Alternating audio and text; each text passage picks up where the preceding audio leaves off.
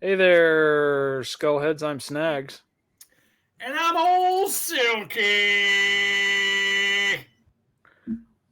And before we jump into this episode, just want to remind you to hit snagsandsilky.com and check out all the links in the click bit. If you're looking for something to read, watch, or listen to, it's all right there from previous episodes at your fingertips via the power of the interwebs. Also, share this podcast with your friends, why don't you? Hip them to it. Then they'll find out how cool you are. Tell 7 people. Yeah, or even 8. And yeah. we won't track you down. And kill you. So. Yeah, if you tell 6 people, you're screwed, though. You gotta at least be 7. Did you post the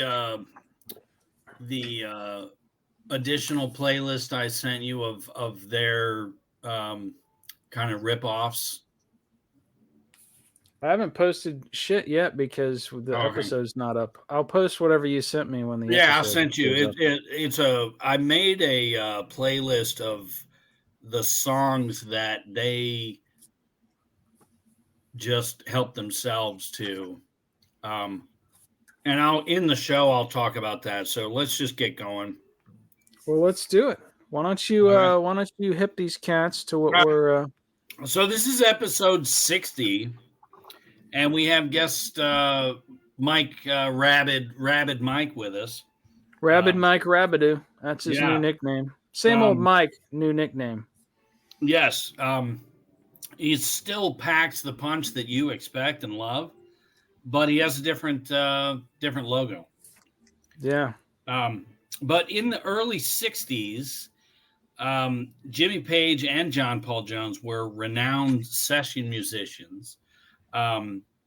Page played guitar for Immediate recording studios, which had everybody that was recording in the 60s went through there. He was loaned out. It's almost too many to even begin to try to track down. There are 2 James Patrick Page vinyl and CD collections that list a bunch of things that he did play on, really obscure 60s type stuff.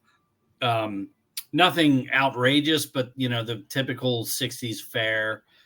Did he play on You Really Got Me? Isn't that kind of one of the big ones? You Really Got Me. You mean the Kinks?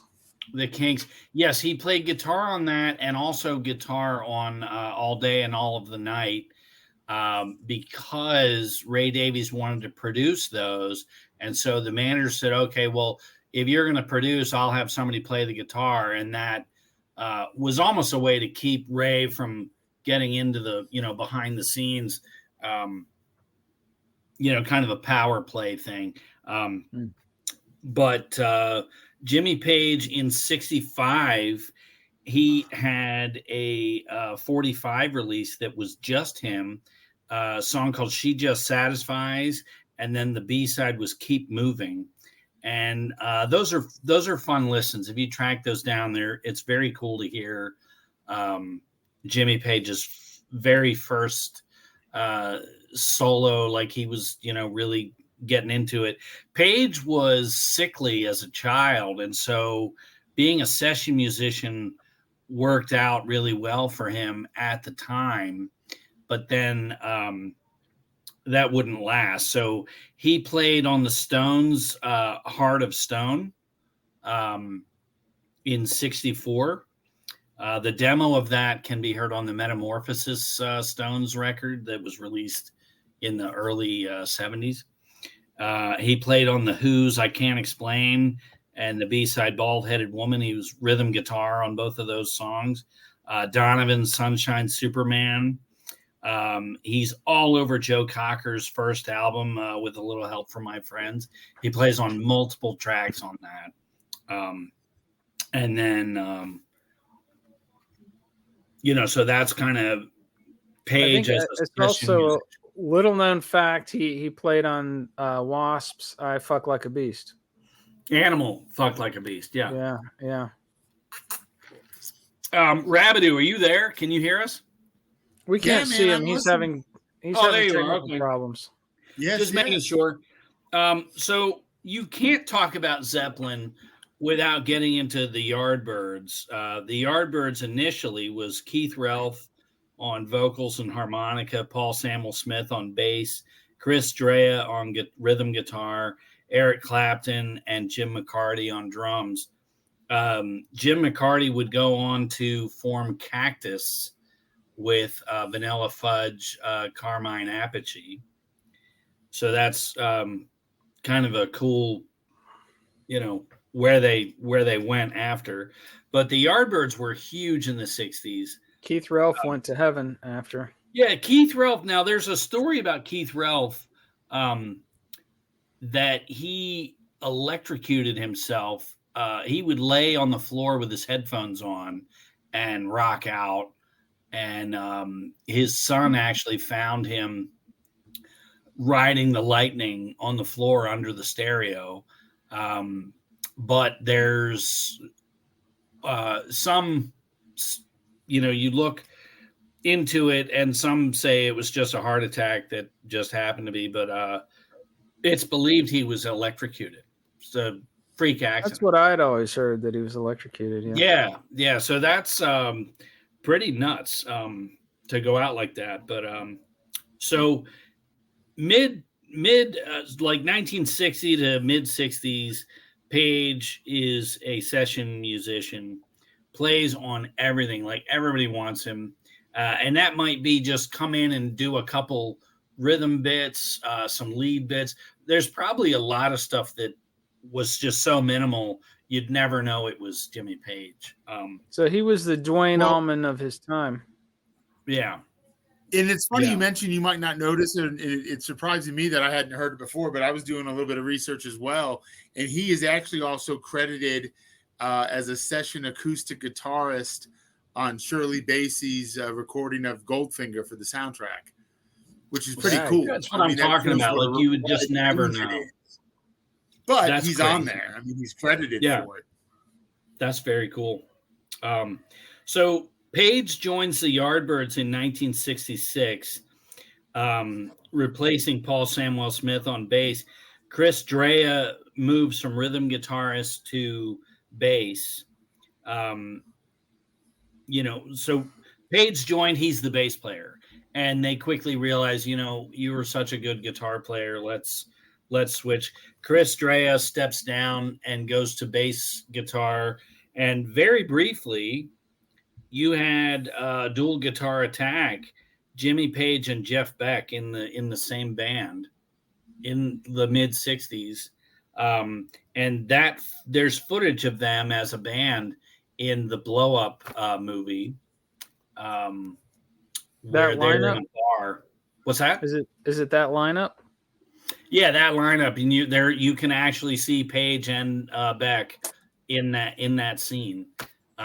In Blow Up. That's pretty cool. And they're doing a song called Stroll On, which is basically a very Zeppelin ripped version of Train Kept a Rollin', called Stroll On. But then Jeff Beck leaves. The egos were really going, and I think it could have propelled them to go further, almost a pre-Judas Priest type band. Two ferocious guitar players playing off each other. At the very least, they could have been closer to the Stones level if they'd all kept their shit together. And it could have been amazing. Yeah. However, towards the end of the 60s, and this leads to the rest of it, Keith Relf and Chris Drea, they really wanted to go more towards a country folk thing.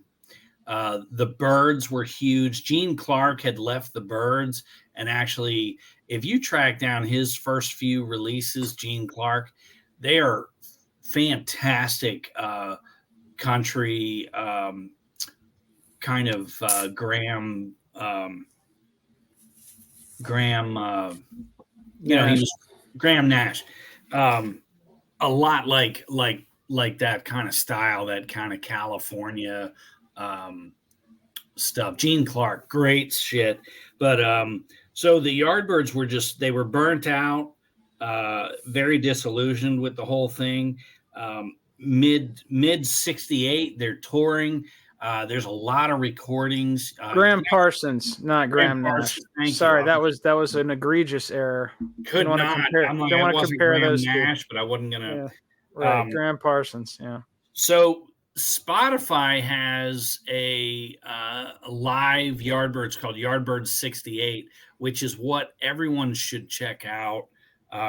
It's literally what they were touring, that set list, Jimmy Page ripping it up. And Giorgio Gamelski, the manager for the Yardbirds, was pretty much on the way out. Basically, it's like the chairs were on the table, the lights were dimming, it was time to go. And Page is like, Jesus Christ, guys, the brass ring is right there. Like, he really felt that they still had a lot more. Thank God.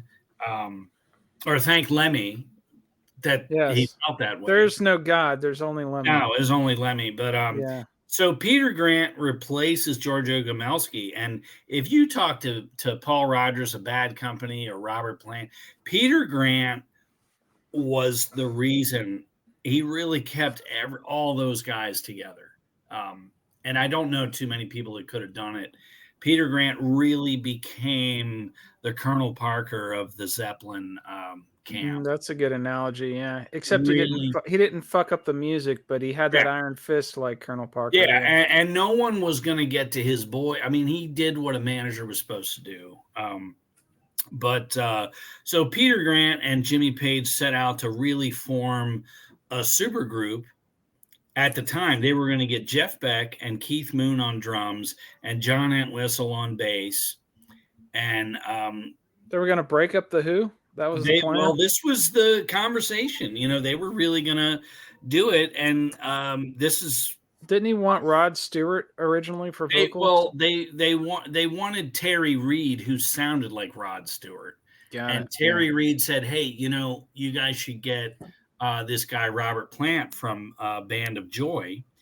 And, but that Page, Beck, and Moon lineup did record Beck's Bolero, which ended up on Jeff Beck's Truth album with John Paul Jones on bass in that lineup to record Beck's Bolero. Uncredited. They do make a little dig at the Moon in the liner notes of the Truth album. So that's how you know. But during that whole thing, that was Page's idea as early as 66. And Keith Moon is the legend, the lore. Keith Moon is quoted as saying, yeah, that'll go over like a Led Zeppelin. And so that kind of stuck in the back of the brain there. But going forward, 68's coming to a close. Yardbirds' final show was in July of 68. Flash forward, Jimmy Page and Chris Strea were going to form this band. He was going to be the bass player. They auditioned Terry Reid. Terry Reid just wants to keep doing what he's doing. Kind of a Pete Best moment for him. He had a solo contract, I think. Yeah, he was thinking he was on his way. So they had kicked around the idea of getting Steve Marriott and Steve Winwood to possibly be singers. That didn't work out. So again, Terry Reid suggests Robert Plant of Band of Joy. Plant joins, recommends John Bonham. Bonham comes in. Chris Strea, speaking of Pete Best moment, Chris Strea decides to pursue photography, of career in photography. And that's when John Paul Jones, his wife, I guess, was in the business, says, hey, John, you ought to try and get that bass spot with Jimmy's band that he's getting together. So John Paul Jones was the last puzzle piece. Silky, have you mentioned too that and I knew this a little bit, I've learned a little more this last week or so. John Paul Jones was also a major session musician. Had worked with Jimmy, so they knew each other. And I think from my understanding, had always had a pretty good relationship. So it just kind of made sense too. Yeah, and John I Paul think Jones. the combination of the two, I think they were both about 4 years older than Robert and John Bonham. The two experienced session guys knew the studio, knew production, with the two fresh young guys bringing in their unique qualities. I think it's a key part of the band. And also when John Bonham is a once in a generation drummer. I mean, they really lucked out. Robert Plant's a great singer and he's amazing, but John Bonham is just phenomenal. And we'll talk about him more, but he's a beast. They lucked out getting that guy. To springboard off of that comment, Rabid, is John Paul Jones had done orchestration and production, a very experienced session guy. And like you said, the two of them really knew they had, they were comfortable in the studio. So no one, and Atlantic signed them. And Ahmet Erdogan really was like, you guys are, he knew their notoriety, Page and Jones. So he's like, I don't need to really look after you in the studio. So they really, in that being signed, if you listen to Zeppelin 1, it does not sound like anything else. I continue all the years I've listened to Zeppelin, and you look at, let's take Led Zeppelin 3. It came out in 1970. You cannot put that album next to anything else and this sounds like this other, they just stood out. That's ironic though, because when Zeppelin 1 dropped, the critics all hated them because they all were considering them a Cream ripoff. And if you Google it and look it up, the critics all thought Zeppelin was a Cream ripoff. It's this power trio. Yeah, they had a singer, but this heavy blues power trio. Cream was hugely popular. They just thought the studio musician was trying to cash in on Cream's notoriety. Even the cats in Cream, didn't like Led Zeppelin. They thought they were ripping them off when they first came out. Well, which is ironic. Correct me if I'm wrong.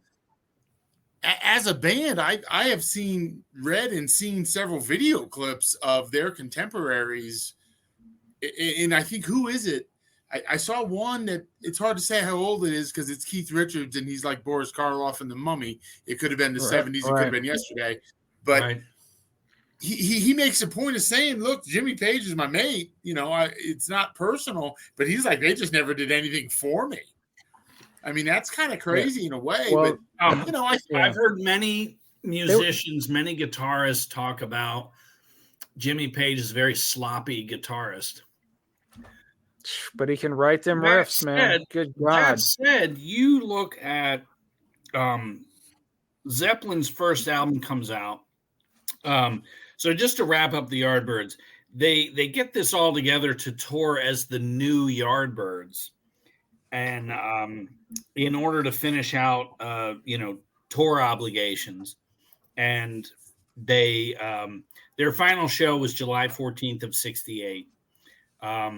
They were going to finish out these tour dates in Sweden. And so they do all that right before they fly off to finish those dates. They meet in August of 68 and they jam together for the first time. They really gel. And then Page gets a chance to be a backup for PJ Proby. He had an album called 3 Week Hero. And you can actually track down the very first recording of these four guys. So you were serious about that. I thought you were just joking around. You dropped this in a group chat earlier today, and they are heard very clearly. Very clearly. It's like 3 songs put together like a medley. But the part that starts Jim's Blues and George Wallace is rolling in this morning. Those two, you can hear Page and Plant ripping. And at one point, PJ Proby goes, I got to step away from the mic because this drummer is, and it's Led Zeppelin. Shit. It is. Now I got to actually listen to it instead of just. I sent it to you hours ago. I listened to it on my lunch break, dude. It was a lot of fun, man. Thank you. It was a lot of fun. Thank you. Just to hear that. Not to mention the ridiculousness. Yeah, listen to it tomorrow. I'll drop the link in the click pit. Yeah, listen to it tomorrow. I thought it was some old blues, some racy old blues song, and you're just fucking around. Anyway. Do you think they benefited, though? And I don't necessarily think they were copying Cream, but do you think they benefited from the absence Cream and just a couple years later the Beatles would leave? Absolutely. Just in terms of record sales. Absolutely. People want to buy records. Yeah, product. You know, let's talk about Elvis Presley. You know, we had a guest early in our start, I believe last season, Buddy Holly called Dead in. Buddy Holly, yeah. And I wanted Dead John Bonham to call in, but old Silky didn't want it. But Buddy Holly, you know, you remove Buddy Holly in 62 and Elvis just takes off. Nobody could touch him. And at that point, Elvis had come back from the army. His mom had died, and the record label said, look, you're going to just sing, you're going to do soundtracks, you know, per Colonel Parker. Hey, these movies are really taking off. You're going to do bullshit soundtrack songs and sappy, syrupy love songs. And that was his decade. The 60s, when Elvis did anything, it was instant money. And there was nobody to touch him until the Beatles and the Stones took off, you know. Buddy Holly was a great songwriter, but I think Elvis would have eclipsed him as a star anyways. Possibly, because Elvis was better looking. But he also his voice and everything. He had a magnetism. Some people have this star quality. Buddy Holly was a geek who wrote really good songs. I think Buddy Holly would have been a force, though. Oh, for sure, yeah. But it wouldn't have been any detriment to Elvis, I don't think. No, but I think he didn't have anyone to really, you know, from the 50s, he didn't have anyone, you know what I'm saying? Jerry Lee Lewis was too busy killing his cousins after he was killing his next. But so back to Cream. When Cream did Fresh Cream, it was almost exactly what Zeppelin 1 was, a conglomeration of blues songs, some of them just straight absolute covers, but they jammed them out and made them their own. But just like Fresh Cream, the blues purists could pick all that shit apart. Look, they're covering Howlin' Wolf. Oh, they're doing this. And the song credits say Page Plant or whatever. Crossroads, of course, is Robert Johnson, and I'm not sure. And I don't necessarily want to get into all this credit and royalties crap.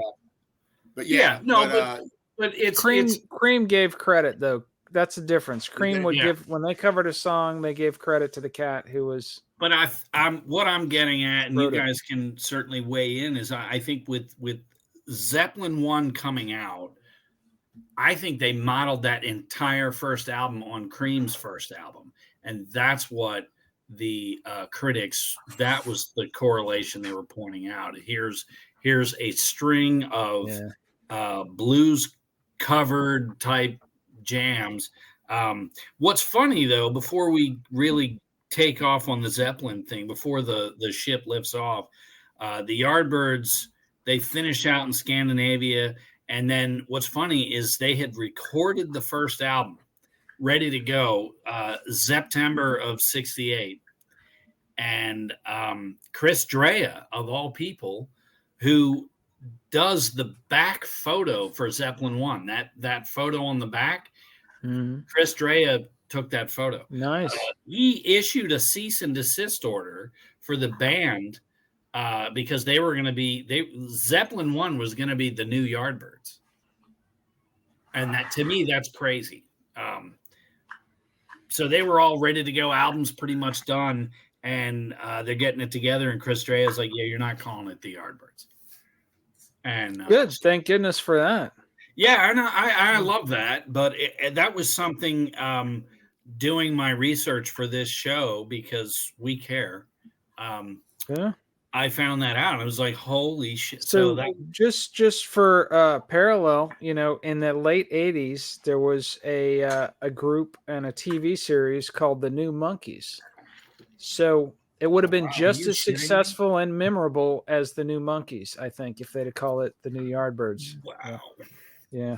I did not know that. I don't know. I think, there's a lot in a name, but I think if Zeppelin had been called the New Yardbirds and put out the same product, I think we'd be talking about the New Yardbirds. You guys might know more. You guys branding know more about makes a difference, though. Before they were the New Yardbirds, the iteration right before that, how well known were they in the States? I mean, I didn't get to know about the Yardbirds, so I was in my mid-teens from being a nut about all those other artists and hearing where they came from.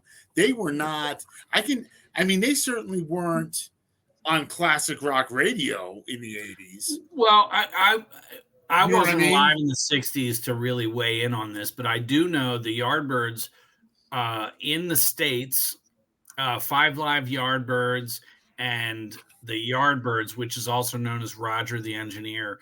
Those two albums, and Having a Rave Up with the Yardbirds, those three albums in the States compiled all the songs For Your Love, Evil Hearted You, Over, Under, Sideways, Down. I mean, they had hits. They were. You know what? I take that back. For Your Love, I remember before I knew who any of those people were.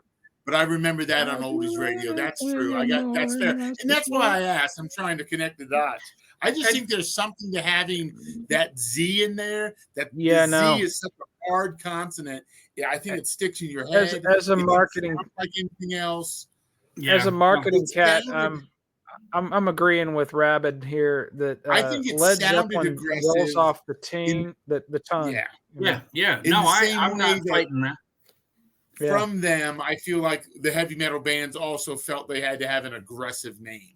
I mean, Black Sabbath is a lot more evocative, quite frankly, than Cream.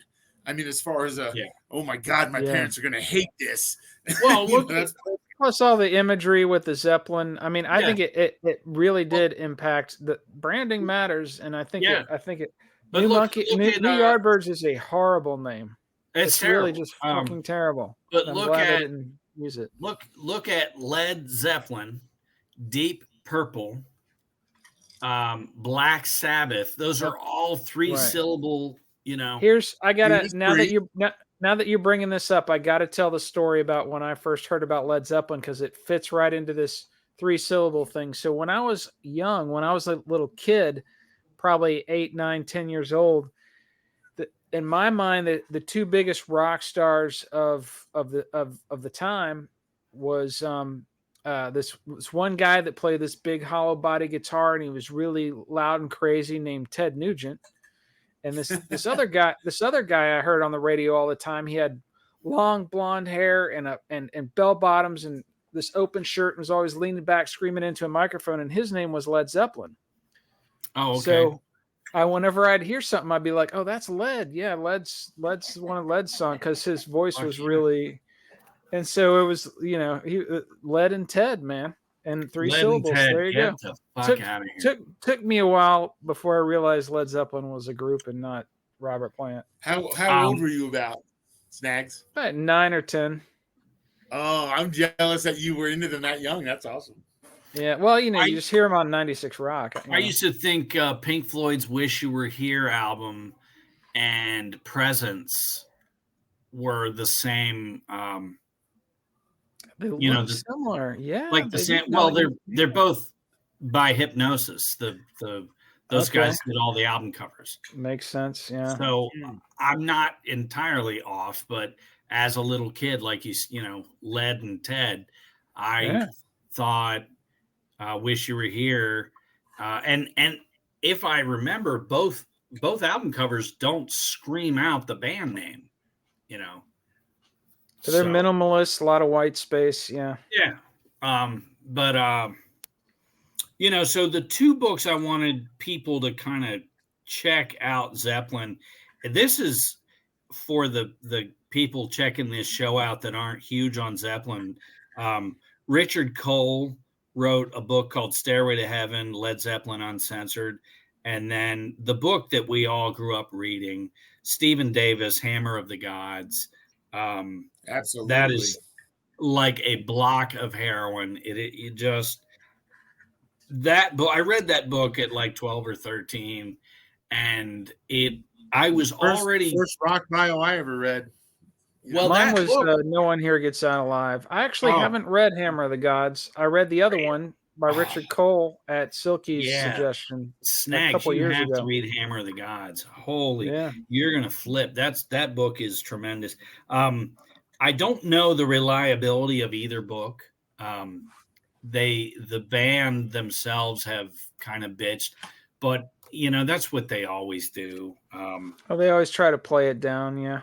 Yeah. So they either hit too close to the mark or they're way off, and it's outrageous. There was wild stuff going on, though. It was the 70s. There were some record release parties Zeppelin had where they had they hired like performers to screw on stage while everybody's standing around drinking cocktails. I mean, it was, the 70s were a wild time. So I'm sure a lot of that stuff was actually true, and they're just trying to play it down. I mean, you don't know the agenda they have, wives and children and stuff. Yeah. But anyway, so those two books are amazing. Zeppelin 1 comes out. The blues purists really pick it apart.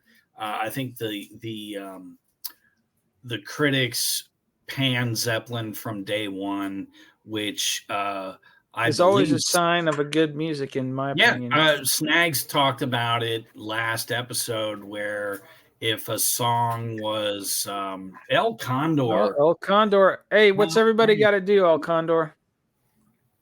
Tell everybody what they're supposed to the website. And do what? Do what? Get the merch. Buy the merch. Very That's nice. right. Does mommy know you're eating a candy bar at 9:00 at night? Yeah. Okay. I asked. Parenting. She doesn't listen to the podcast. Parenting people. Yes. Otherwise, yeah. Yeah, she does not listen to the podcast. Right on. Yeah. From where I sit, it looked like apple slices. I saw apple slices. I saw celery even. Yeah. Celery.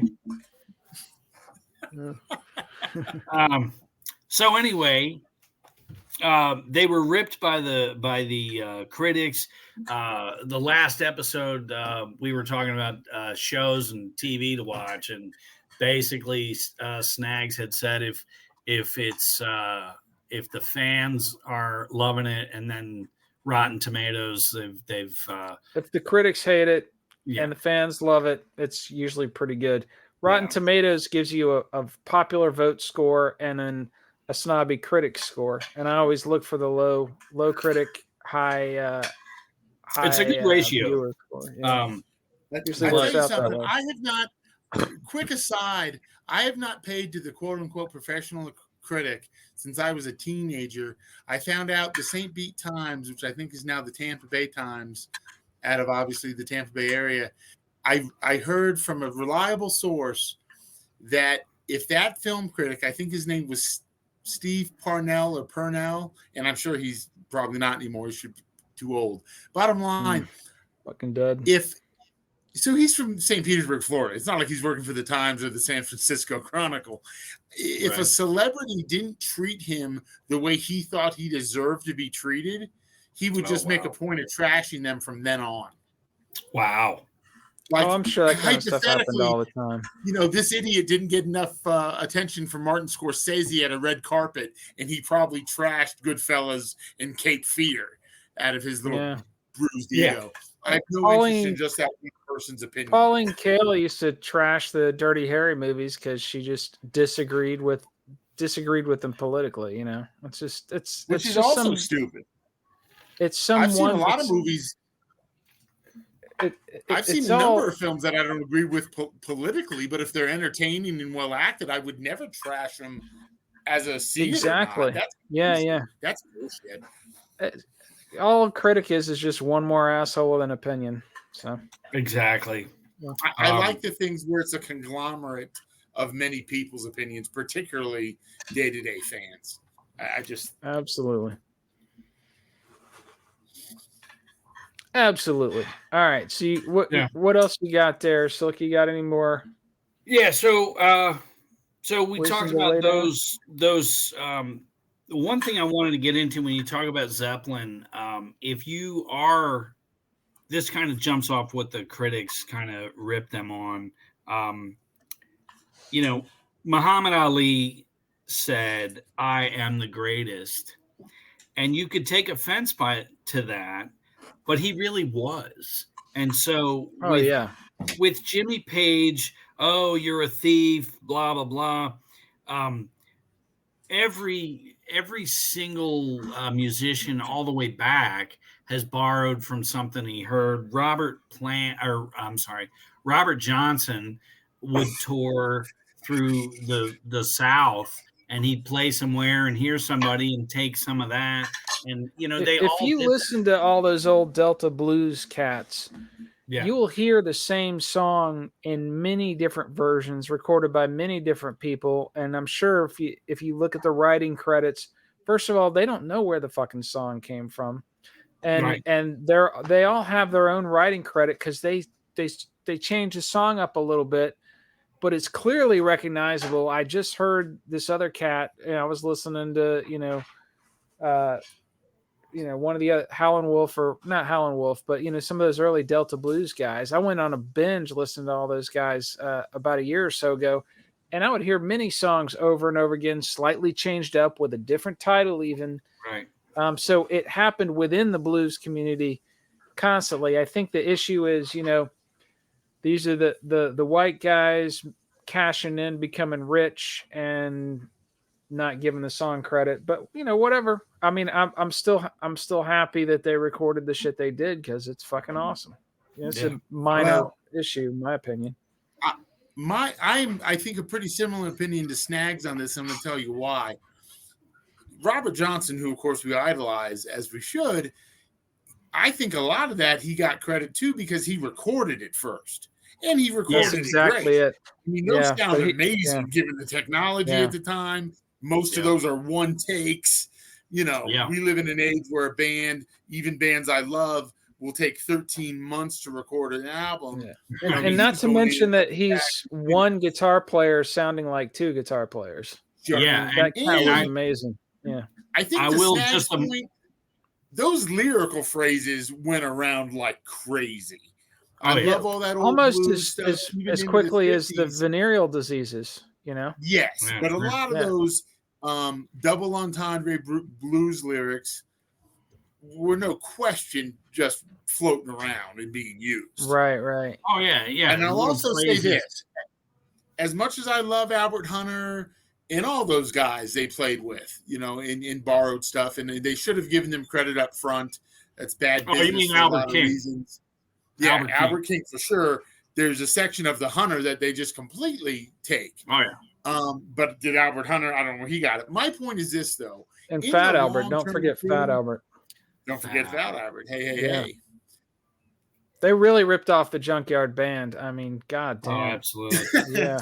But I really do mean this, and it doesn't mean they shouldn't have been paid or sued or whatever they had to do. At the same time, and this is a testament, I think, to how prejudiced the United States was, those English guys introduced those American. A lot of Americans didn't hear the damn blues. It was being played on the other side of town. They did very well on their own long term, not just because of Zeppelin, and now getting past who stole it or gave credit. Without the Stones, I think to some extent the Beatles, Led Zeppelin, I just think that those guys also made money off those connections long term. Yeah, absolutely. I mean, Muddy Waters opening for the Stones or jamming with the Stones in the 80s. For sure. There's a lot of that shit, We'll talk about some of the other their English contemporaries that they may or may not have jacked from maybe later in the podcast. But as far as those bluesmen, I do think they also made them a lot of money in those immediate years. Every article saying this Zeppelin song was stolen from so and so. Well, so and so sold some records after that article was published. So and eventually helped them sued in and that got way. money. And at some point, Yeah. I know for me, I started with Zeppelin, and I could do my Zeppelin intro if you want, but Yeah, I go will ahead. say Lay it this. down for us. Well, very basically, my brother had introduced me to music as a 12-year-older guy, but his only real classic rock, I would say, was the Beatles.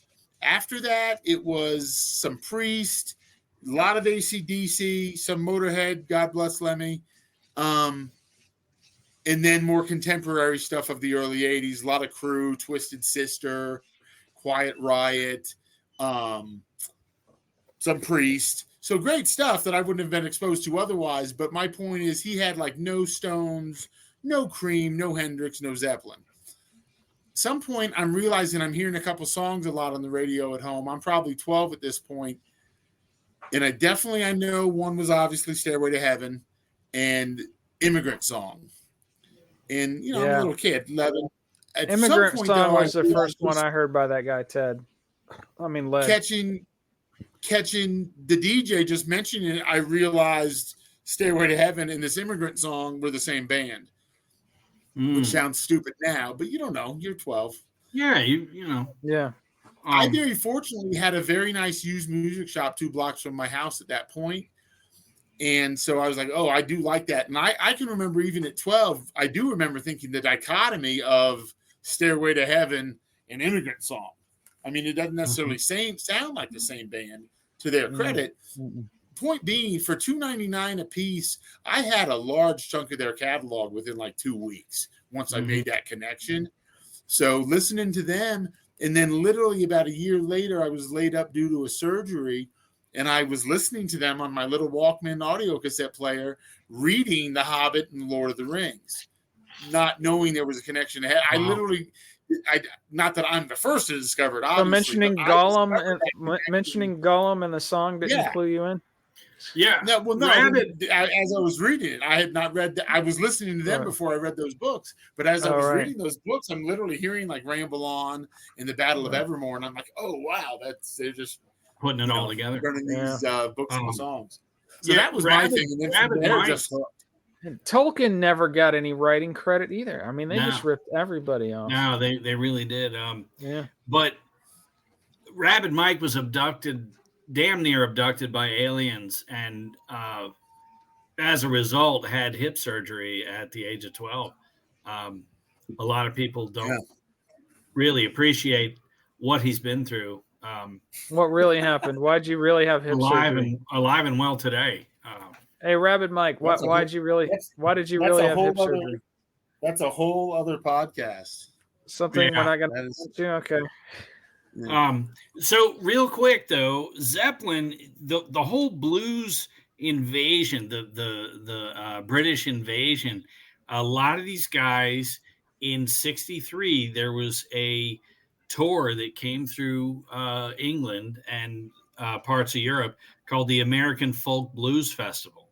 That included Muddy Waters, Sonny Boy Williams, and John Lee Hooker, Sippy Wallace, T-Bone Walker, Sonny Terry, and Brownie McGee, Memphis Slim, Otis Rush. I mean, just everybody that was anybody. Buddy Guy, Big Joe Williams, Mississippi Fred McDowell, Junior Wasp. I think Wasp was on that tour. Blackie was there. But so they come through early 60s, and all these people, Clapton, Page and Beck, they all went and saw these people and came away with a severe case of the blues. And I think it really shaped what would become the 70s as the germ of rock and roll kind of infected and mixed with the blues. And so your purists go, oh, it was all over in the mid 60s. But I'm sorry. You had the 50s rock and roll cats doing tours. Who's the one that died over there in the car wreck? That was Eddie Cochran and Gene Vincent. Yeah, and Eddie Cochran was a huge influence on our Lord and Savior Lemmy. All of them. Which one died over there, though? They were on a tour. Eddie Cochran and Gene Vincent were in the same car accident. They both died? Yeah. Oh, crap. Didn't Eddie they were speeding along and hit like pillar, like a pylon, and just wrap the car. That fucking sucks, horrible. man. Absolutely tragic. Yeah. But didn't Eddie Cochran kind of fill the role? And I don't mean in a bad way, just good timing.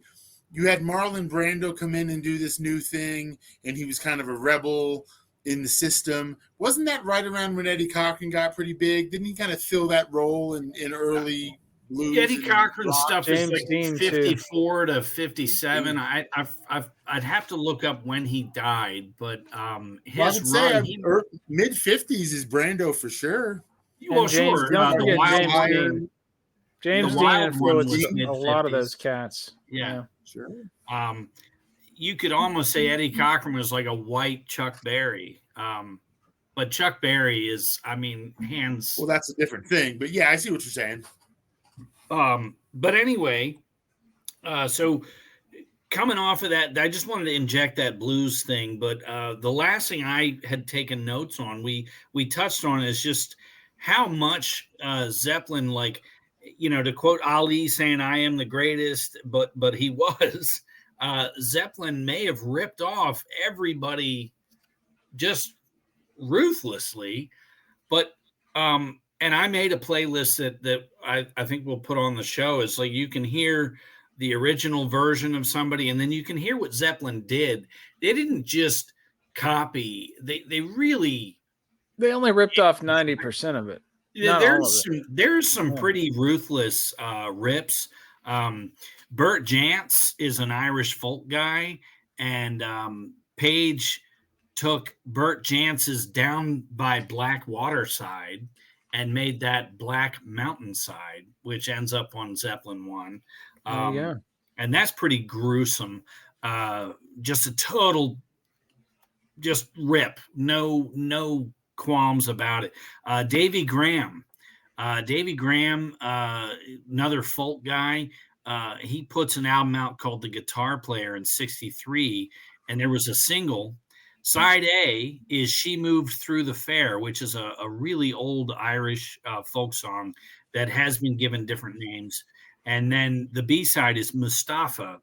So Page learns side A and side B, joins them together, and calls it White Summer. And when he toured with the Yardbirds, he would come out and play White Summer, and all the American kids were like, "Holy fuck, this guy's fuck." And nobody knew about this obscure folk guy over in Europe named Davy Graham. But if you listen to Davy Graham, She Moved Through the Fair, and Mustafa, it is note for note White Summer.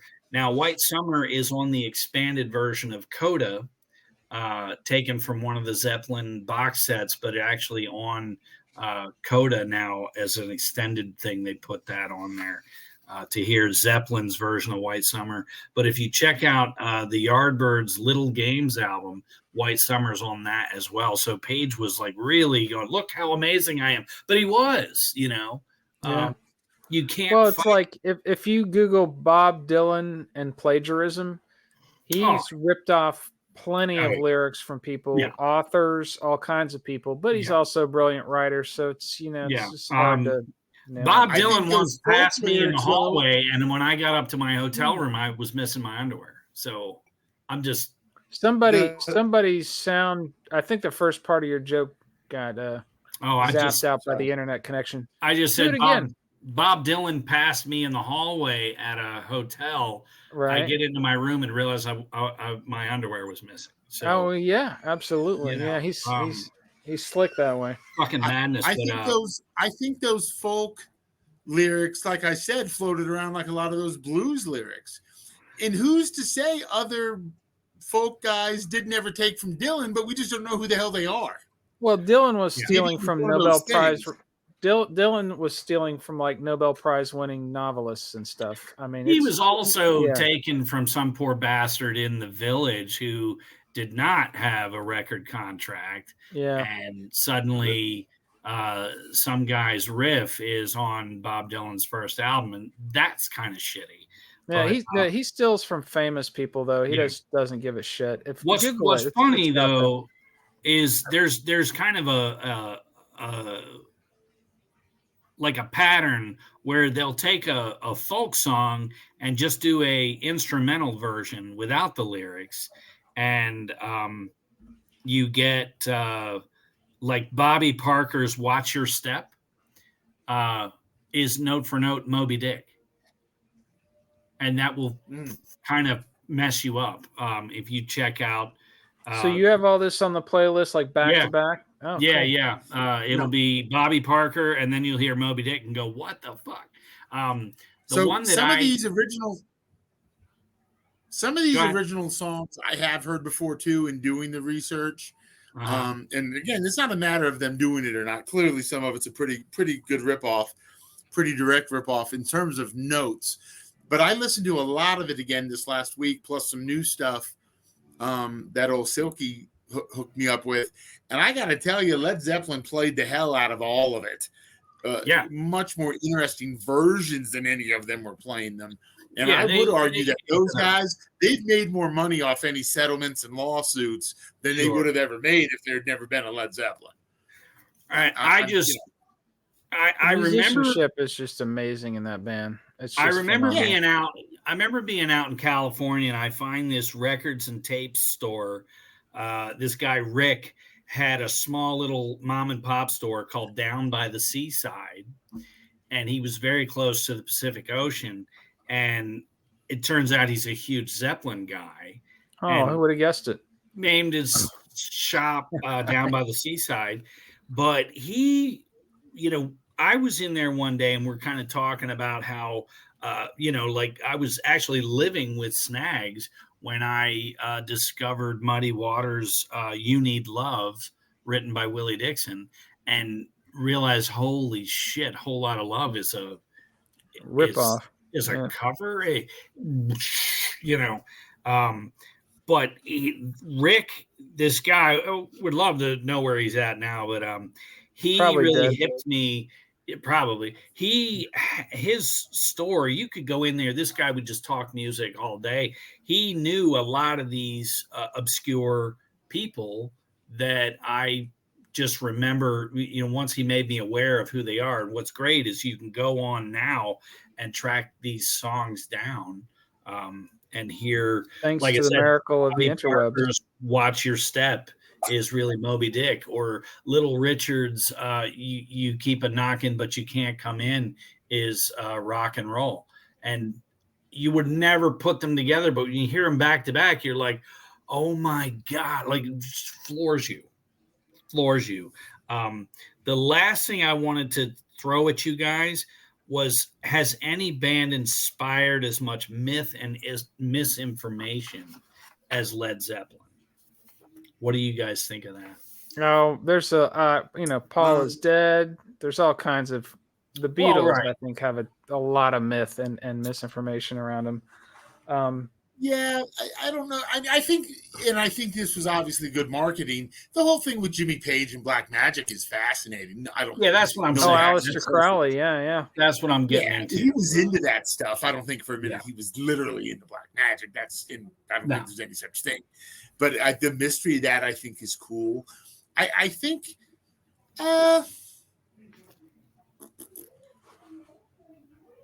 for a band that mainstream, I've always been impressed, and why I love them. I just don't think any other band who is nearly that big has so many different sounds and flavors across records like that. Oh, and in fact, some bands have tried it since. They get destroyed by fans and press. Well, the thing about Zeppelin is, and again, this goes back to what Silky was saying, is they were so fucking good they could just pull it off. You know what I mean? Yeah, and if you listen to Zeppelin 1 and 2, it's very blues. 2 is almost the invention of heavy metal. And then Physical Zeppelin, Graffiti has a lot of funk in it. Zeppelin 3 is really country blues, a lot of acoustic stuff, which they got ripped. Oh, it's not Zeppelin. And then they dropped this Viking metal song right in the middle of it. That song really kind of overshadows the rest of the album, but they still stick to that blues thing. And then you get to Zeppelin 4, and it's almost like 4 they combined the folk and the acoustic metal. Yeah. folk of 3 and the heaviness of 2, and they made their first absolutely untouchable record, Zeppelin 4. But getting back to the myth thing, I wanted to just throw this out real quick. In the booklet that was in the Beatles Magical Mystery Tour EP, it depicts the Fab Four as mystical wizards, that comic booky thing. And if I'm remembering right, they're up beyond the clouds with their mystical maps and magic telescopes casting wonderful spells.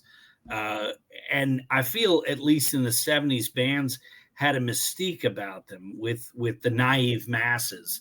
Kiss for sure. With possibly the propelled secret by identities. Because they were a little younger, but then getting the 70s, they're a little older.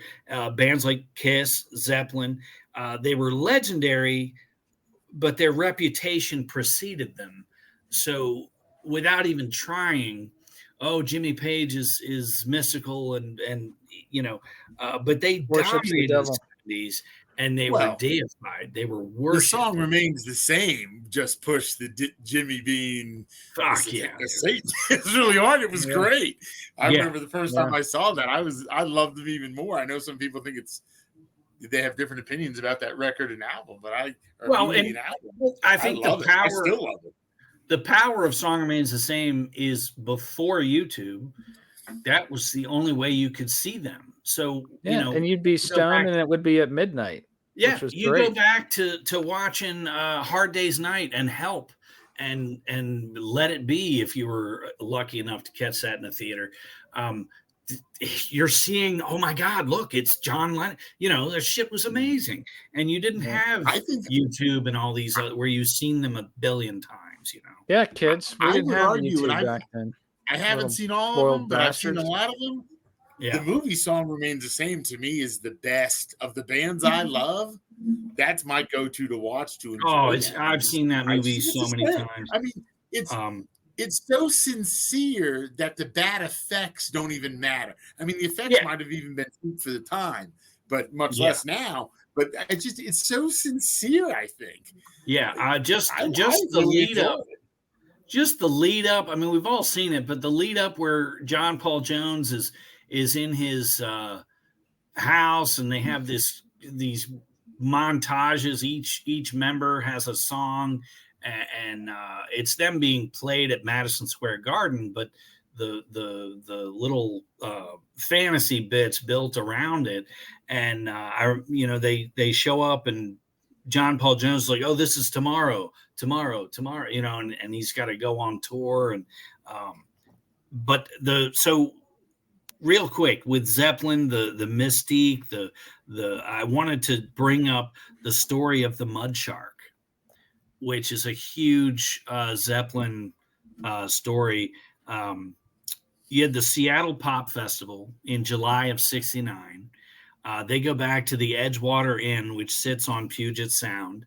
Guests can fish right out of the windows of their rooms. This is told very nicely in the Stairway to Heaven book by Richard Cole. I know it's in Hammer of the Gods too. It is, it's in Hammer of the Gods. This is the rumor. A redhead groupie was tied to a bed, and the band commenced to shove pieces of shark into her vagina and rectum. Rectum damn near killed him. But the truth, according to everyone else, Vanilla Fudge did the stuffing. Bonham was in the room, and Richard Cole had his little camera and filmed it. Yeah, that's the version. Zeppelin was at the hotel, but hey, Bonham was there. He was the Cliff Burton of Zeppelin. He was the soul of that band in a lot of ways. The out of control guy. So Richard Cole films the carnage. Zappa wrote the song, and it's forever immortalized in the Mud Shark on that live Zappa album. But so I did want to throw that out. we can I think we should just mention the only other thing in the 70s that was a huge deal was Carrick Plant, age 5, dies of a stomach virus. This is a severe derailment for Zeppelin. 2 years before, Plant and his wife are in some horrific car accident, and there's bits of Song Remains the Same where you see Plant with a cane. There's famous shots of them, and he comes out with a cane. That's what that was from. And I can discuss Bonham towards the end of the show, but those were huge moments in the 70s where they rumors of a curse and retribution from devil worship, typical bullshit from the haters, or just bad driving, could be. Yeah. Well, they were all to excess, and that's when I'm a rich rock star with groupies and all the things, I'm not getting married, and I'm letting somebody else drive. That's all I'm saying. Well, that's it. And stop after 25 shots. Don't go to the 26 shot. As far as blaming devil worship, let's point out at the time we're in an era where 2 first ladies in a row were fall down alcoholics. So maybe it's alcoholism that affects all of us as humans sometimes. And maybe we should have a little grace. Betty Ford. I'm raising a glass. Betty Ford would put away 6 vodka tonics and then 2 in the mouth, 1 in the ass. She was a legend. Oh yeah. Well, Betty Ford. Those old movies she used to make with Wendy O. Williams from the Plasmatics, those porn flicks were awesome. Betty Ford, Pat Nixon was not afraid of a drink around noonish. Apparently, Pat Nixon, or just giant anaconda. She was not shy around that. Pat Nixon could pick up a quarter with her cooch. So there you go. Let's just move on. Long Dong Silver used to hit that on the regular. With her cock. Oh, my eye. So John Bonham, 40 shots of vodka. He was consuming quad shots. Somebody came up with quad shots. So I would say am I wrong? What's that? Well, and don't get me wrong, that's a lot of shots. My understanding is it was with orange juice. Oh, well, that makes it better. I've heard pints, you got the vitamin. A shot of vodka in an orange juice pint. That's a lot of acid in your stomach. Yeah, you got that vitamin C that balances it all off and makes it 40, okay. No, but I'm being serious. Shots. That's oof. 40 shots. You were dead at 20, bro. Fuck. To me, that's a bigger pity than if it had been a purposeful suicide. That it was by misadventure of overdrinking is unbelievably really sucks. tragic. I think they would have recorded, had he lived, I think they would have recorded easily into the late 80s. Well, apparently what they were working on when he died for the next album that never came out and never saw fruition, even on Coda or anything, was sounding a lot more faster and punk rock like. Yeah, let's do that real quick. So the event of the Sex Pistols and the Ramones, even the Clash, somebody in the Clash is like, all I have to do to get sick and vomit is to look at a Led Zeppelin album cover, which I hate that. Zeppelin is that's good. Bullshit. Go fuck yourself. I'm sorry. In terms of musicianship, let's not even have that conversation. It's just a stupid comment, but it was a cool thing to do. The I Hate Pink Floyd T-shirts were everywhere. It was refreshing in a way. The Emerson, Lake and Palmer and Yes and all these people were just fucking whacking off on stage and calling it music. God, yeah. I mean, so even the Allman Brothers. I love that they kicked the door down and fucked that shit up. Even the Allman Brothers, and I love them, but no one. We're gonna do the Mountain Song for an hour. I'll see you. I'm gonna go get a tour shirt and I'm going to go listen to 2 Sex Drink Pistols some- albums and come back, even though they Yeah. only recorded Have one. I, But you know what have I'm I saying? lived to hear old Silky speak ill of the Allman Brothers? What is the No. date and time? No, I'm He's bitched. merely, He's bitched about Mountain Jam before. I'm merely, you know, come on, man. Yeah. The But whole hour. so Coda compiled, it was put out after everything had been gone. You know, Bonham died in September of 80. Coda comes out in November of 82, and it was a compilation of rejected songs throughout their flight, if you will. We're Gonna Groove was recorded live at Royal Albert Hall in 1970, and they took the crowd out. But We're Gonna Groove, Walter's Walk from the House of the Holy Sessions, Ozone Baby and Darlene, and Wearing and Tearing, that was going to be an EP that Zeppelin had fully, you know, they got those songs together to put out an EP. And Wearing and Tearing is like a really fast song, and they wanted to, in a sense, show the kids, hey, we can fucking still lay it down. And that was the EP that Snags was referring to. But those songs ended up. So they did end up on Coda. Okay. Yeah, they took those songs and said, well, let's flesh this out. So they took Poor Tom, which was a Led Zeppelin 3 session. We're Gonna Groove. Like I said, they removed the audience noise. That's an old Benny King song called Groovin'. And then I Can't Quit You, Baby is a sound check version, which is different from the first album's version. Ozone Baby. Oh, I said that was in there. Bonzo's Montreux was something John Bonham recorded in 76. And so that made up Coda. And then years later, when the box sets were coming out in the 90s, Jimmy Page basically reissued, he put box sets out, but if you got part 1 and part 2, you literally had the entire Zeppelin catalog again. Old Silky, can I interrupt you real quick on that one? Go ahead. To that exact point, I just don't want to forget this, and I literally just remembered as you said this. I got to tell, and you guys probably remember, anybody younger than us doesn't, to know how big this band was, I am telling you, they took out ads on major television networks, I believe both national broadcast and cable, to mention a band's remastered catalog. Unheard of at the time. I mean, I remember, I believe you're talking about the ones with the crop circles. Yeah, so you had that one came out in 1990. They were so confident in this kicking ass in sales. They spent more money than some top artists probably to promote new music. Right. That's how big they are.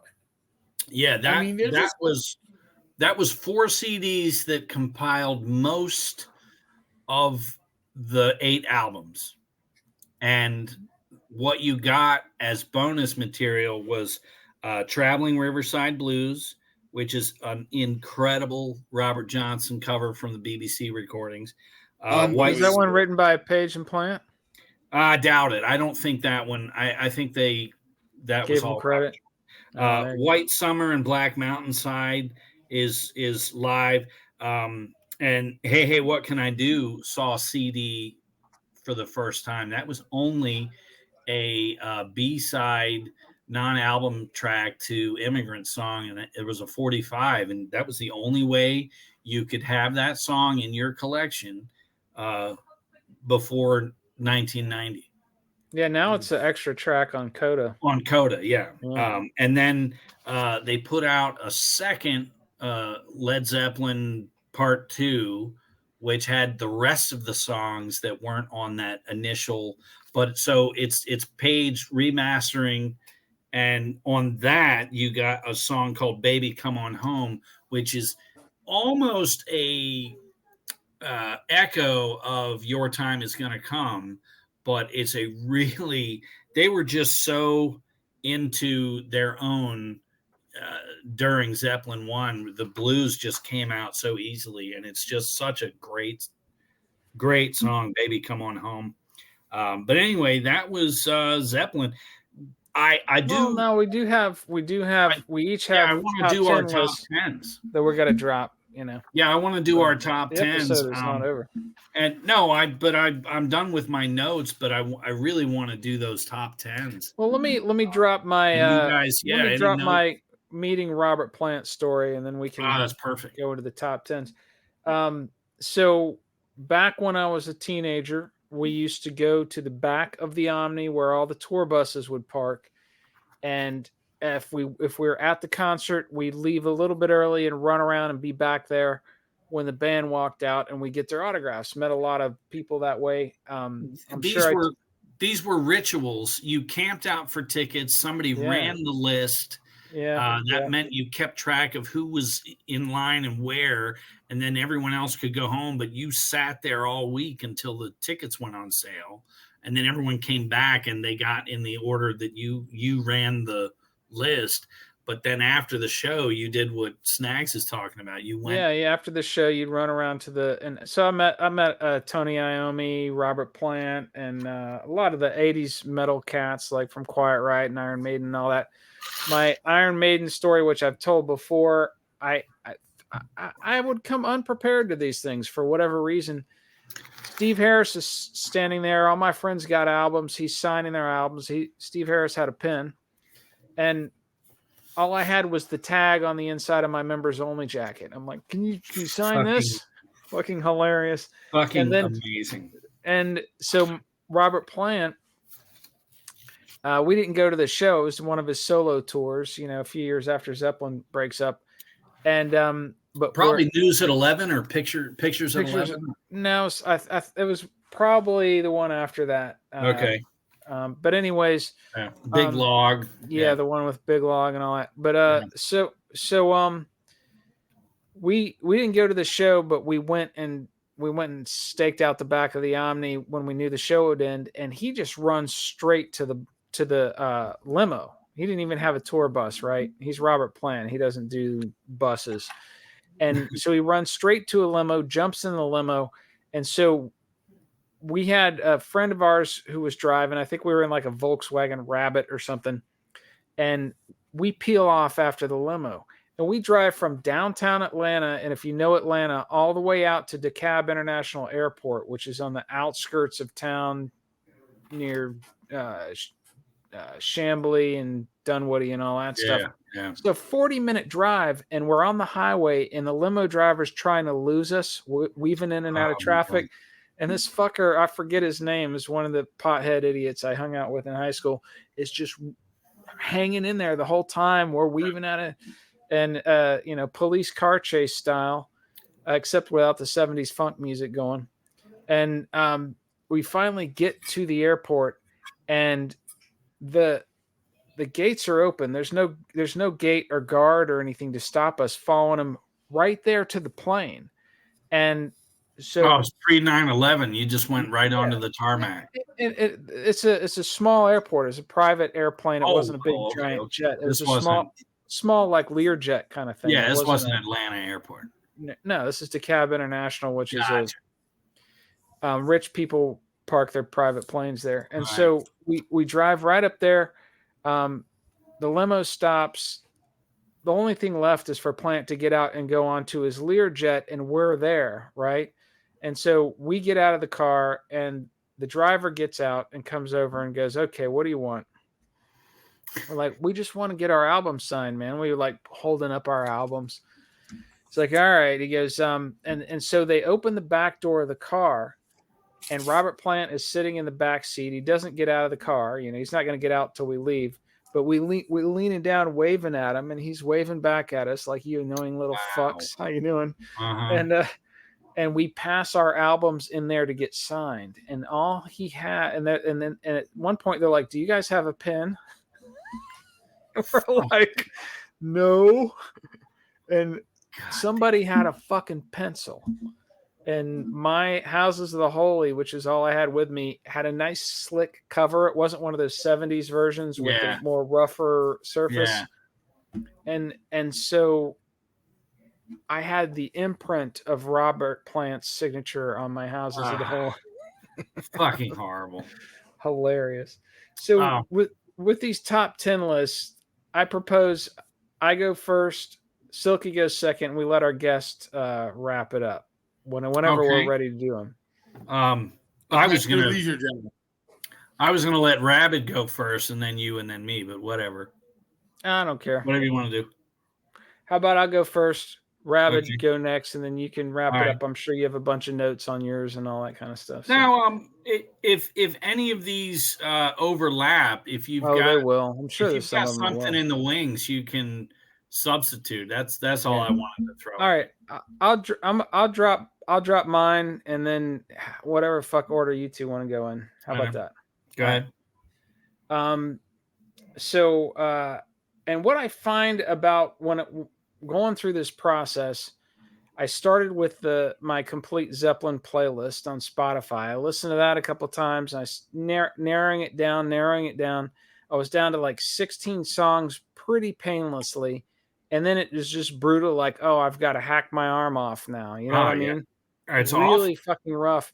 But what I was finding is when I had to really narrow it down to 10 songs, I find I really like the stuff where Bonham, Jones, and Page are mixing it up on the rhythm front, and they're in the pocket on some kind of just righteous fucking groove. Right. And so you won't see Stairway to Heaven or Kashmir on mine. I know those are epic masterpieces, but they don't fit that. When I'm listening to marathoning Zeppelin, there's some songs I just fucking crank up when they come on. Sure.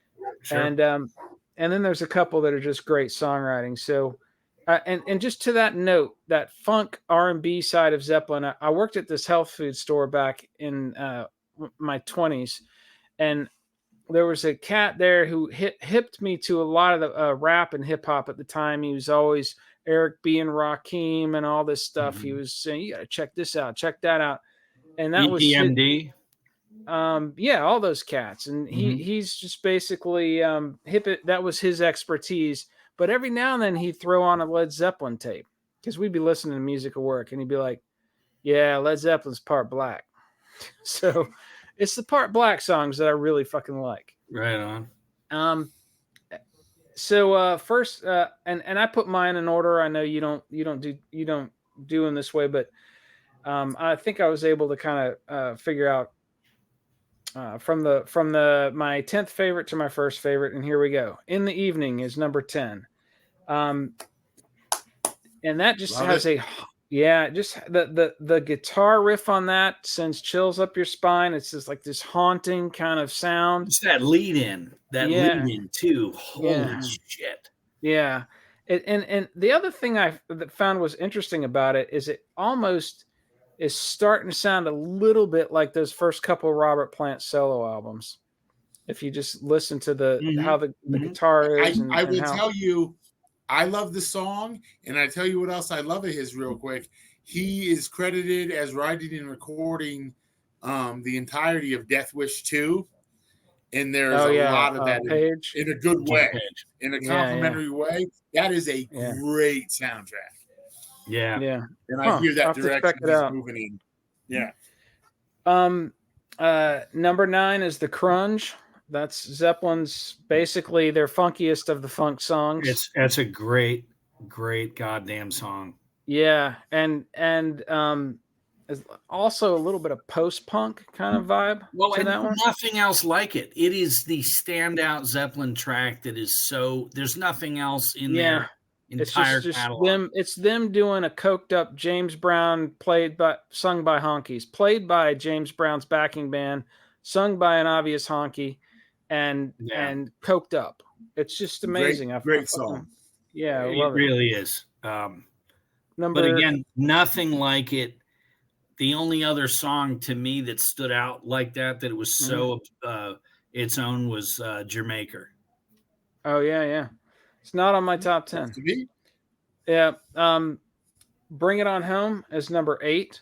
starts out as this kind of slow blues, then kicks into this awesome rock riff, and then just during the verses turns into something else. Just the way that the guitar riff is galloping along with this just funky ass drumming, just amazing. Number 7 is the first song on the first album. They just drop a masterpiece right on your head immediately. Hey, we're a new band. We're called Led Zeppelin. Good times, bad times. Holy Great, shit.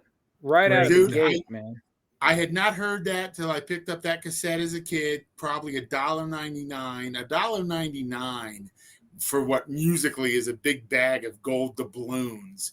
What a great time to be able to find that stuff at those prices. I'd never heard it before, and it's just a statement. This is Led Zeppelin.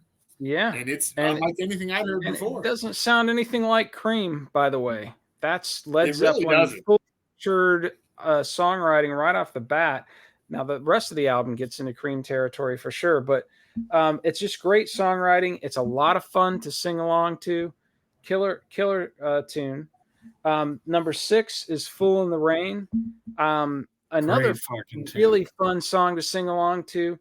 I think that there's a couple songs on here that I just think are great pop songwriting. And you don't think of pop song when you think of Led Zeppelin, you think of killer riffs, you think of mind-blowing drumming and all the kind of funk and blues influence stuff. But you don't think of like Beatles or when you talk about great pop songwriting, you talk about Beatles, or if later on maybe the Replacements, and there are bands that are known for that. Well, Zeppelin, I've always gotten the impression that Jimmy Page wanted to be majorly successful. I mean, this notion of selling out. He was a professional musician from the time he was like 16. This was a business. He loved it. He obviously loves to write and play music, but he wanted to be successful. And I think if you're leaning, he never hides from it. If you're leaning in that direction of wanting the hit, maybe All of My Love would be sure. But Fool in the Rain is just fucking great songwriting. And the lyrics, when you sing along to that and you know the lyrics, it's you can't beat it. Yeah, and that's a great one. And thematically, it's similar to the Clash's "Train in Vain," in my opinion. Just the whole, you said you'd never leave me. Whatever happened to you, fucking bitch? Well, but what's funny is he wraps it up. I'm just a fool standing on the wrong block. There's no cell phones. He's waiting and it's raining. But it's just one of those really fun to sing along to songs. And especially if you've just been in a breakup or whatever, that one and Train in Vain were always fun breakup songs to sing along. Wonton Song is number 5. Oh, fuck. One of the best riffs they've ever come up with. Packed with energy. Maybe a bit repetitive, but it does have a really good bridge with some interesting stuff happening too. I love that song. That's one of the songs when I'm listening to my favorite Zeppelin album, which is Physical Graffiti, I always crank that up. Yeah.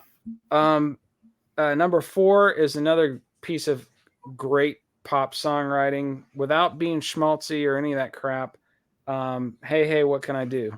I just think it's really good fucking song. That's my absolute favorite Zeppelin song, possibly for the rarity at the time. You just could never find it. It was on the radio too. That's what would drive you mad. You'd hear it on the radio, and then you buy all the albums, and you're like, "Where the fuck is?" And I went to some record store and digging through the 45s, found it, and it's just an Atlantic record, Immigrants, but my copy was like a miniature of the Zeppelin 3 cover, but it was Immigrant Song, and and I still have it in my stuff. Yeah, that's awesome that you got that 45, man. That's such a great song. I remember at the time, I paid like $2 for it. I would have paid that guy $100. This was a song I could not find. So it was Well, huge for it's me such to a, take it home and hear it whenever I wanted to, you know. you know, I love that it harkens back to the blues tradition of saying very obvious sexual things with getting around what would have been censorship at the time, which, as much as I'm not a fan of actual legal censorship, it does make you have to be creative. And those old blues guys were so great at the double entendre. And that's just another great harken back to that. You know, I got a girl on a ball all day. Oh, Could yeah. obviously be said in a very crude and obvious sense, but that's just a beautiful version of that that double entendre that the blues guys started, and obviously early rock and later continued. To me now, again, I don't want any censorship, but some of what goes on today is uncreative and boring. If you look at a great analogy for that, to go on a little bit of a tangent and take what you're saying, and this is unrelated to Led Zeppelin, but it's the same principle just to illustrate it further. I went on this like 10-year film noir kick where I watched every film noir that was ever made. And I really grew to appreciate the Hayes Commission during that time because they had to be, which is, you know, ironic as a kind of libertarian anarchist type, but they had to really be fucking creative. They couldn't show too much violence or sex. And then they ended up writing these really gritty, rough, sexy fucking movies because they had to be so creative about it. It was much more interesting. Yeah, it wasn't easy to just blast you with my neck, my pussy, and my crack. Right, exactly. Well, Snags, man. Yeah. Snags, I'm sure you're familiar with this example of it. The Big Sleep with Humphrey Bogart. That plot is, this rich retired military man hires him to help him with his daughters. They're in all kinds of trouble. And you come to find out, it's much more obvious in the book. In the film, they do a beautiful job of letting you know one of his daughters is involved in what was pornography of the time. And when Bogart, I'm surprised that got through in that film. Well, when Bogart, it's subtle, but it still is what it is. And that they let that go, I think, is beautiful. And of course, it's a great movie. But when Bogart comes into that it's not abandoned, but the house has been a murder. She's all drugged up and staggering around. That actress is absolutely stunning. And in that scene, you watch it, I'm like, good God, you could just pour her in the car and take her home, you know? And she is pretty, I think, again, for that time, pretty scantily clad. Yes, and just buxom the whole bit. I'm like, good God, put that on a plate and suck her up with a biscuit. She was ridiculous.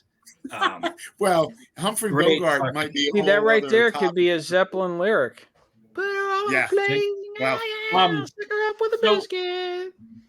Let's get back to your real top quick 10. while we're on top of Humphrey Bogart. Imagine one actor played Magnum PI, Jim Rockford, and both brothers in Simon and Simon, and that's Humphrey Bogart's noir career.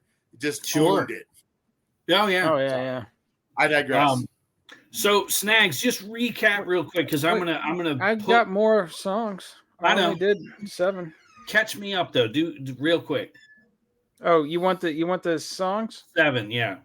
In the Evening, The Crunch, Bring It On Home, Good Times, Bad Times. I've got a playlist on Spotify. I can see the link. Fool in the Rain. No. I want just the 10. Fool in the Rain, Wonton Song. Hey, what can I do?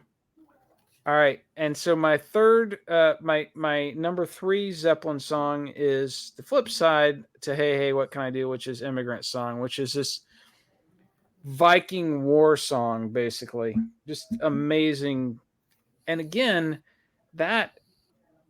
yes, it was heavy like Led Zeppelin 1 and 2, but it doesn't sound like anything that they'd recorded up to that point. You know what I mean?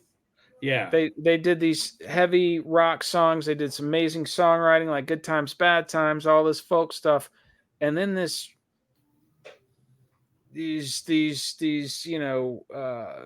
Nordic gods coming down from the sky torching your village, that song would have been great in the helicopter scene for Apocalypse Now. Yeah. That's the energy you get from that.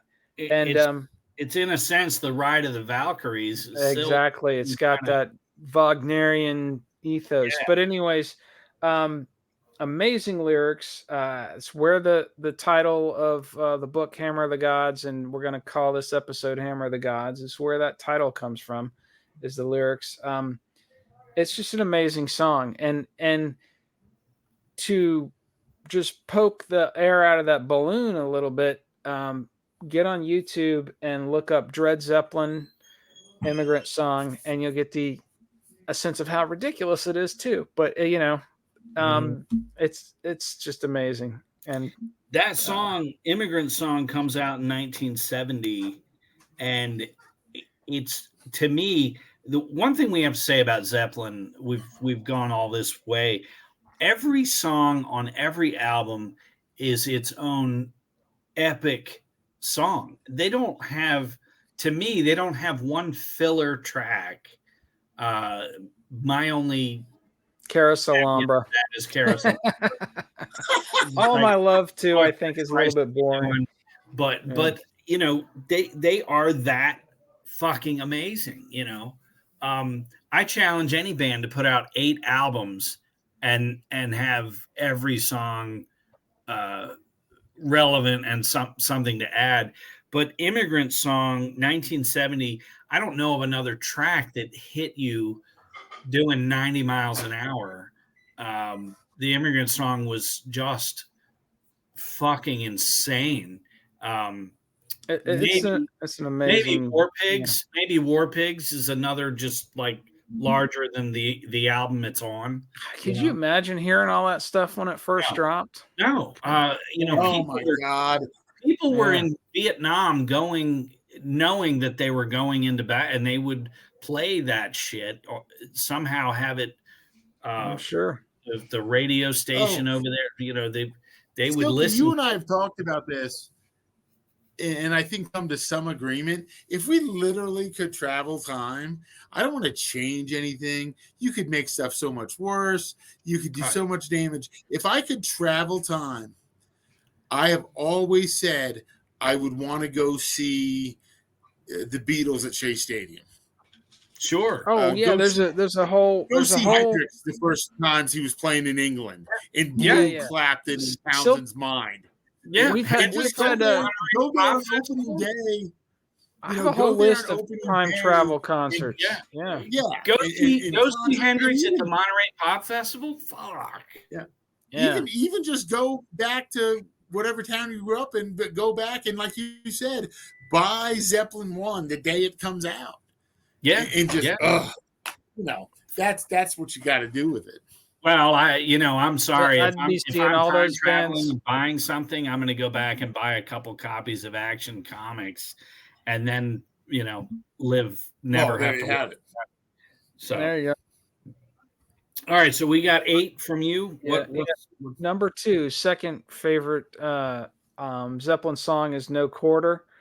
No Quarter. Fuck yeah, dude. The atmosphere that John Paul Jones and Jimmy Page create with the keyboards and the guitar on that. Yeah, dude. It's this haunting atmosphere of the keyboards, and then there's just like killer War Eagle flying through with that guitar riff. It's just the background, foreground thing they do with that is awesome. It's just epic. There's again nothing else sounded like that. You might have some Pink Floyd thing that approaches it. Nothing touches. And I'm listening to that for the first few times. Reading Tolkien, reading Savage Sword of Conan.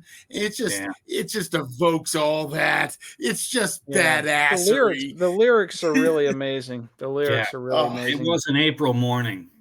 Yeah. There you go. And then we mentioned this in our Tool episode. I quoted Achilles' Last Stand. I'm sorry. That's not No Quarter. Go ahead. Well, your credit, everything you've said so far is just undermined. Yeah. Shot through. We mentioned this in the Tool episode, but Tool's on their live album, they do, and you can find it on YouTube. They do an amazing cover of No Quarter. It possibly better than Zeppelin's version if you just like it a little bit more rockin'. But and Tool's another amazing band. 20 years from now, people will be talking about them the same way we talk about Zeppelin. I'm convinced. Tool's version is amazing. It takes nothing away. I find it to be a tribute in the truest sense. And you just want to imagine in 30 years, some kids are going to do a version of Anima that just blows our minds. Tool's version is beautiful. Yeah, it is really amazing. So that's my second favorite. My number one favorite Zeppelin song that probably combines all the elements I've been talking about so far is Trampled Underfoot. It's just this goddamn funky bomb-ass groove. Great songwriting, fun lyrics. And then John Paul Jones just tearing it up on the keyboards on that song. He just lets loose, man, in a way that on the keyboards he doesn't let loose on any other Zeppelin song. And that's the one. If I'm marathoning all the Zeppelin tunes, that's the one I crank up the loudest, every time. Yeah, I think Physical Graffiti is right up there with Exile on Main Street and for sure, Ladyland, and the White Album, Those four are just holy shit, man. Yeah, I absolutely love that album. That was probably later in my collection of their audio cassettes, and that was the first double cassette I bought. It blew my mind. What is this? How long is this record? And it was like $12.99 used, which was at that time for me a little pricey. It was like get that or get 4 or 5 other different albums from whoever. Yeah. But I went ahead and got that, and I just remember listening to that straight through. And it demanded not to be reading or anything else. I think just sat in a chair in my room and just listened to that. It's just epic. Record's amazing. They're amazing. Yeah. Trouble-free transmission helps your oils flow. Yeah, it was all double entendre. Double entendre. Mama, let me pump your gas. Mama, let me do it all. Anyways, it's just a fun song. I'm the day I took a look inside your showroom doors, Yeah. All right, Silky. Silky, I would feel more comfortable if you closed because you're the co-host. Okay. And I'm a schlep, but it's up to you. No, you go ahead. You're the guest. Lay it down. Lay it down for us. So, again, major band for me, would never not make my top 5 bands that I love. And even that can be hard, but Led Zeppelin has to be there for me. Just right place, right time. When I really got into them and was listening to their records from start to finish. I want to do 2 quick things. We talked about that remastered that Jimmy Page got going in 91. Yeah. Let me give you some quick sales by country. Okay. Argentina, 60,000 units. Jesus. Australia, 730,000 units. 10 times platinum in Australia. Austria, 25,000. Brazil, 100,000. Finland, just shy of 36,000. France, 300,000. Germany, 500,000. Italy, 25,000. New Zealand, 165,000. Isn't platinum 1 million though? I'm just telling you what it says here. Okay. The thing is, they'd only been on vinyl, and they had been the first run of transferring to CD. And with Page coming in 1990, he was now remastering, and I think everyone, much like when Crossroads came out, all these bands said, holy shit, we need to do a box set, because Eric Clapton, Jesus Christ. And again, kids, if you're listening, those sales figures I just gave you were mostly songs that were available already. Greatest hits. Those numbers will never be pretty good. They were rebuying this shit because it sounded that much better, So real quick for me, and I'm going to go, I like Snags' idea. Let's go from 10 to my favorite. Yeah, Number I 10, did that for you, Snags. I did the same thing. Yeah. So Great. I appreciate I like that. Thank you. And I think I mentioned before what I love about this band. No other band, in my opinion, has ever done the song they wanted to do with no notion of it being any kind of a single or even sounding like the previous song on that record. Even it was just kind of all over. We want to do these things, and I've got, I think, a couple great examples. Number 10 for me, as I said, as I really got into them and discovered that connection to Tolkien, the Battle of Evermore off Led Zeppelin 4 is what I call it. I've heard some people call it Runes, but I think 4 is more common. 1971, Led Zeppelin 4, the Battle of Evermore to me is amazing. It just, it crushes. It's so epic. it is. I would consider it more a folk song than anything, but they give it still that depth with all the instrumentation. Love that song. Number 9 for me. Before you get off of Battle of Evermore, that's the only song they ever did in their entire catalog where they had a co-singer, Sandy D. She's great, and she just beautiful, nails it. And that beautiful mandolin. For me, coming up when we, Zeppelin was just the perfect get stoned, get drunk party band in high school next to Van Halen. So stoned that there was graffiti on the side of our school that said Led Zeppelin. Led Zeppelin. Because somebody got so stoned they forgot how to spell Led Zeppelin, and they did some smoked up garbage pot leaf that looked like 3 fingers and said smoked up. Smoked up, yeah. Led Zeppelin, Led Zeppelin, and smoked up, and we were like, no, this has. Yeah, inspired us to do better graffiti, which we've told that story before. Go back and listen to all the other episodes. Battle of Evermore was very much like Sabbath's. It's the third song on Paranoid. Planet Caravan. Planet Caravan is very similar to just going along at night, passing the bottle, and just this song that all of us knew. Shut up while this is playing. It was. Yeah, it was a come down agreement. Yeah, absolute agreement. It's such a great song.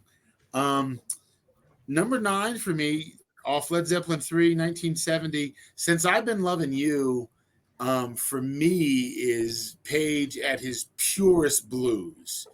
Very similar to blues he had already heard, meaning he wasn't trying to speed it up and make these crazy or frantic solos. This was more him just laying that out. I love those lyrics. His playing's amazing. But again, what makes them a great band, you can't have that without Bonham and Jones. The bass and the drums in that are just filthy. Yeah. On YouTube, you can find a lot of songs now, and I know some of the extra DVDs bands do, particularly Led Zeppelin. Some of the stuff where you can find it where it's the bass isolated or the bass and drums isolated. That in and of itself is better than most pop music in the last 40 years. The thing about John Bonham, it's the more you listen to Led Zeppelin, the more you realize why they had to break up when he died. Because you can't. Jason Bonham has probably come the closest after spending 20 years studying how his dad played. And that O2 Arena concert he did a really good job, unlike when Live Aid or whenever he first tried, earlier. Yeah. But you at the time there was nobody to replace him with. Cozy Powell is not going to do the same things that John Bonham was doing. Nobody was going to do that. Not Neil Peart is a great technical guy. He wouldn't have left Rush anyways, but he didn't have the fucking funk and the groove that John Bonham had. He had virtuosity and groove that no other drummer had, and there was just no way to continue. But it also honors Bonham to that level of like, okay, we're done. You can't have it wouldn't have been the same. Yeah. It wouldn't have. No, there's a documentary about Ginger Baker, who was an amazing drummer. Maybe him, but still. Well, and I love Clapton in a lot of ways, in many ways. But there's a point, obviously, being a thing about Ginger, Clapton's in it. Something is said about Keith Moon and John Bonham, and he scoffs it off. I now remember that. Yeah, Baker, he's like, no. Baker being Ginger Baker is a completely different, superior musician, and that may be true. But I'm going to tell you guys something. In my opinion, there is something about the self-taught that wreaks havoc through modern music that just can't be quantified. Duplicated. They were all jazz. They were all jazz musicians, man. You can't. They grew up listening to jazz cats. But can't. Bonham. And I Bonham hate the comparison in the arts because Ginger Baker's amazing, but I would not want to hear Ginger Baker playing drums on my number 8 in my list, Immigrant Song off Led Zeppelin 371. First crossover with Snags. It's heavy. It kills. He doesn't, on the recorded version, he doesn't even lay a solo down. It's almost, to me, it's very punky in a way. Punk rock. Yeah. It's got a punk vibe. Without bothering with the solo. And what to me solidifies that on How the West Was Won, there's a version live of it with a solo, and the solo is one of his filthiest solos. It's just so it's great both ways, but without the solo, it's very, Tool, Korn, some of this not solo stuff that became so popular much later on. I think a lot of those bands later on couldn't play solos. The exception probably being Adam Jones of Tool. That was more of a aesthetic choice, but so many of them couldn't play solos. Are you kidding me? Yeah. The guy in Godsmack can't play the goddamn guitar. Nah. I mean, those are basic. Rabid Mike, if you have any songs that Snags took first and you have extras, you can insert those if you want. I actually don't think he likes Immigrant Song. Why would he want to not? Well, when I compile this list, I'll do the live version from How the West Was Won. Very good, very good. So then my number 7. My number 7 from Led Zeppelin 4, 1971, Going to California. I love it in general, and as I've gotten to be a grown man, to me lyrically, regardless of the California or not, it's such about a song of change in your life, a crossroads perhaps, taking a risk. I'm going to California. I'm going to do this. I'm going to do that. I'm going to take this fork in the road. And it speaks honestly about it being, I think, dangerous and risky and daunting. I just love it. I think it's some of the best lyrics. I also think musically it's just great. It's one of those great songs. Also well placed. I think this was probably Jimmy Page's influence. Their albums, pretty much on the whole, the sequencing is great. Yeah, the sequencing is great. Yeah, and it just that song hits right in there. So, to touch on this whole band stealing from other bands and not giving them credit, one of Silky's all-time favorite bands, Silky's favorite band of all time is the Red Hot Chili Peppers. Oh, you bastard. Right after the Red Hot Chili Peppers. Fucking bastard. I'm not going to talk about REM, who he just worships. He worships REM. Oh, my God. But then the Red Hot Chili Peppers. But right after that, Silky really loves Pearl Jam. And Pearl Jam had a song called Given to Fly that came out in the 90s. And what do you know? It sounds eerily familiar to Going to California, but it's not. Doesn't Page and Plant got no credit? Mm-hmm. And I remember an interview with Page. I think it was when he was doing that for whatever fucking reason, Page Coverdale stuff. And they're interviewing him. Given to Fly had just come out, and the interviewer asked him. He goes, this new Pearl Jam song sounds a lot like Going to California. You think they ripped you off? And he was like, Well, that's kind of an obscure song. They wouldn't have heard that, I don't think. What? It shows you how unaware these guys are of how fucking great they are. Christ. It's like, Wow. dude, they know every note of every album you ever, every song you ever recorded. And yes, subconsciously, they probably fucking ripped that off. You know? It's like when I got Snags into the $100 per ticket Kiss convention. Yeah. As he slags me to the Red Hot Chili Peppers and that fucking Athens band I refuse to mention. All your favorite bands. But we were there, and at one point, this is before the reunion. Right before the reunion tour is still Eric Singer and Bruce Q. So we've brought up Kiss once again. Yeah. In every single episode, you did it this time. You know what? You brought him up earlier, Snags. Oh, that's true. Yeah, I already broke the ice. The story I'm relating, it was not at that Kiss convention, but I did get his ass in there for free. That is true. You did, yeah. And so there's that.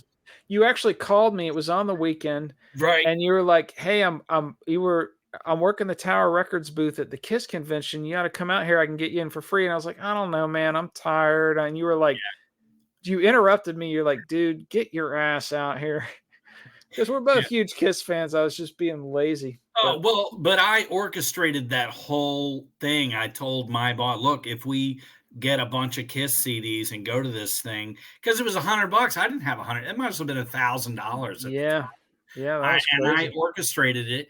And they were like, fuck yeah, that's a great idea. And we got to sit on the floor with about 30 other people and watch Kiss play on a stage. It was probably 1 foot higher than the floor. And they were literally 20 feet away playing acoustic guitars and acoustic doing bass. all these Kiss songs. Yeah, that was fucking awesome. And then I requested them to play Two Timer. I was yelling out obscure shit. So they go into Two Timer from Dress to Kill, and they're just trying to remember how to play it. And homeboy over here screams out, "Lame!" And they stopped playing it. That's funny. No, but Kiss they brilliantly were doing this grassroots tour. Literally came to the Roxy in Atlanta to do a meet and greet signing. Yeah. And we went to that too. We were fucking Kiss geeks. Not anymore, of course. Well, no, but so we're there, and Snag says something to Gene or Paul, and they're like, "Yeah, we don't." What I said. Oh, I see how this relates to what you're saying.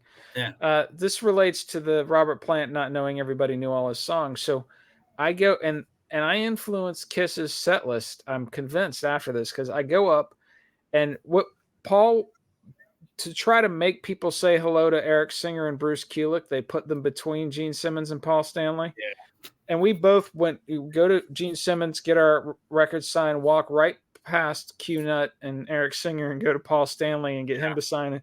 So I go to Gene Simmons, he's signing my record, and I go, "You guys need to play more Rare songs live." And Gene looks at me and goes, "Well, the problem is it's hard for us to know what songs people know." And I said, "Dude, we know all of them." And he's just kind of looking at me doing a double, and I'm getting pushed down the line. By the way, that you caught that particular person in a moment of honest humility is really cool. That's why he does it.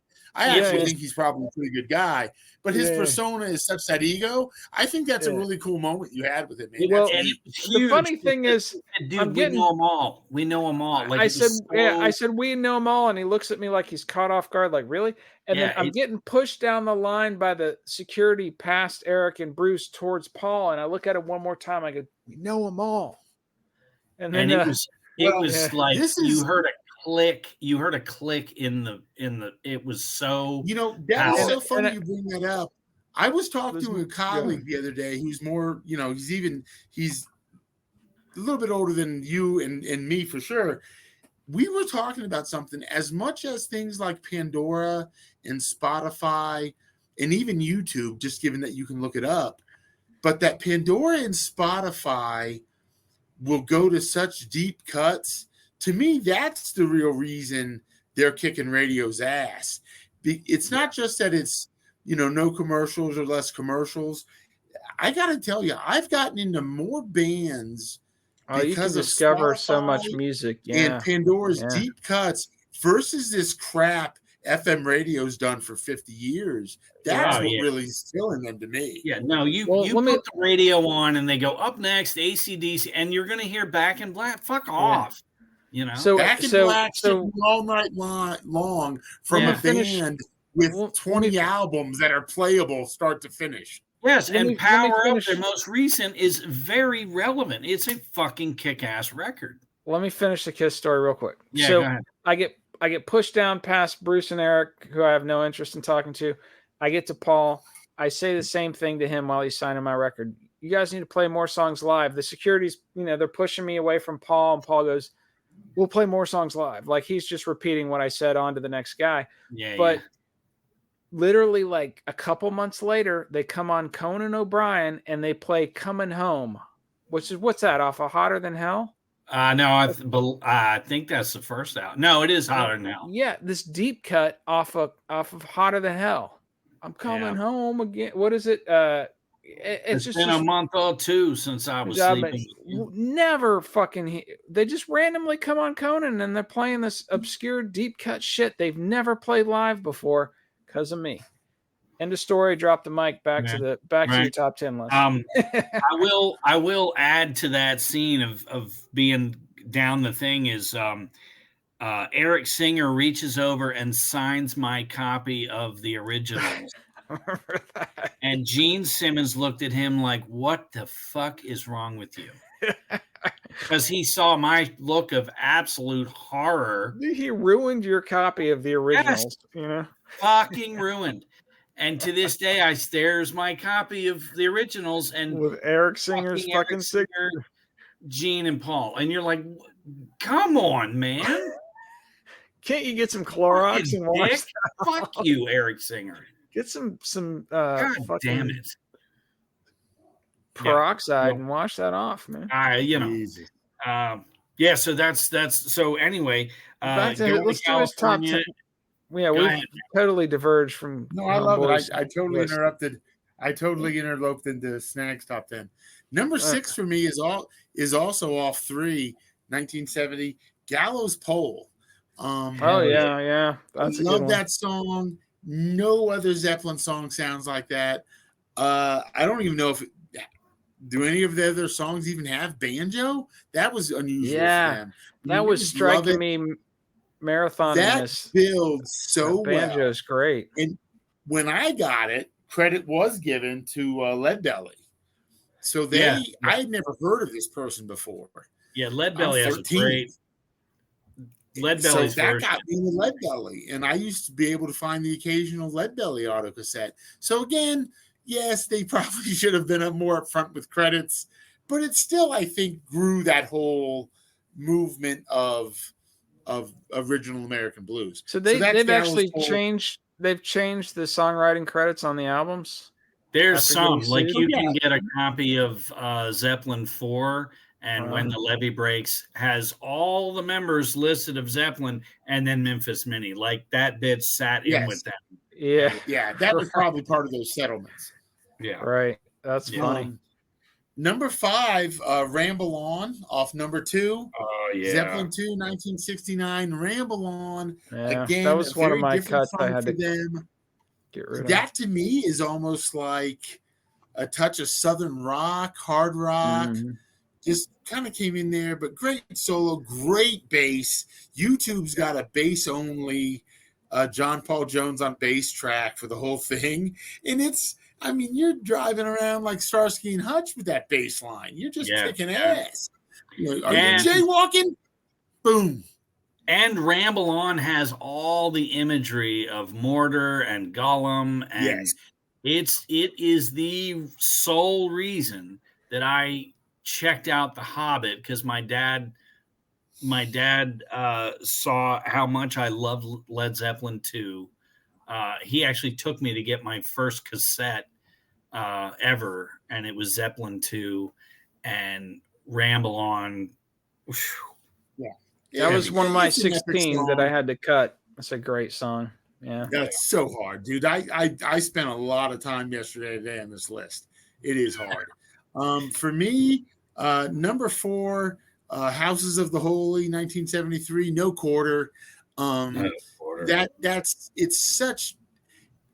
record is so diverse to begin with, which I love. It's almost like, yeah, go ahead and buy this record. No song sounds the same. Screw your hits. Go to hell. This is what we're putting out. But of course, I think it was rather successful. No Quarter is so doomy. It's just the vibe. I don't know why more doom bands now don't use that kind of organ. God, the organ is so creepy. Oh no, the 80s synthesizer sounded so much better. Yeah. No, and the thing with Houses of the Holy is you've got all these rockers, and the Rain song is on side 1 and No Quarters on side 2, and you're like, oh, these 2 songs were just overwhelming. They were. I had Houses of the Holy, a cassette with Houses of the Holy recorded on one side and Pink Floyd's Metal on the other. Such a great combination. Oh yeah. Metal's such a great record. That's phenomenal. I can't even get into that. Fucking Echoes. Shut the fuck up. I had to have one of their fairly early rockers, and I will tell you, and this hurts my heart. My top 10 list doesn't have one song off of Led Zeppelin 1, which kills me. But I had nothing off of Zeppelin 4 and nothing off of Presence because I had to cut songs off of there. But yeah, it sucks. Whole Lot of Love, Zeppelin 2, 69. That riff is killer. When John Paul Jones comes in with the bass, it's just heavy. It's just amazing. The lyrics, of course, we know are lifted. But again, they got that off to a white audience on FM radio. That sort of double entendre, which I think is amazing. If the British invasion hadn't happened, would those old blues guys from over here have just gone away? I mean, there was a revival before the British invasion. The whole folk blues movement.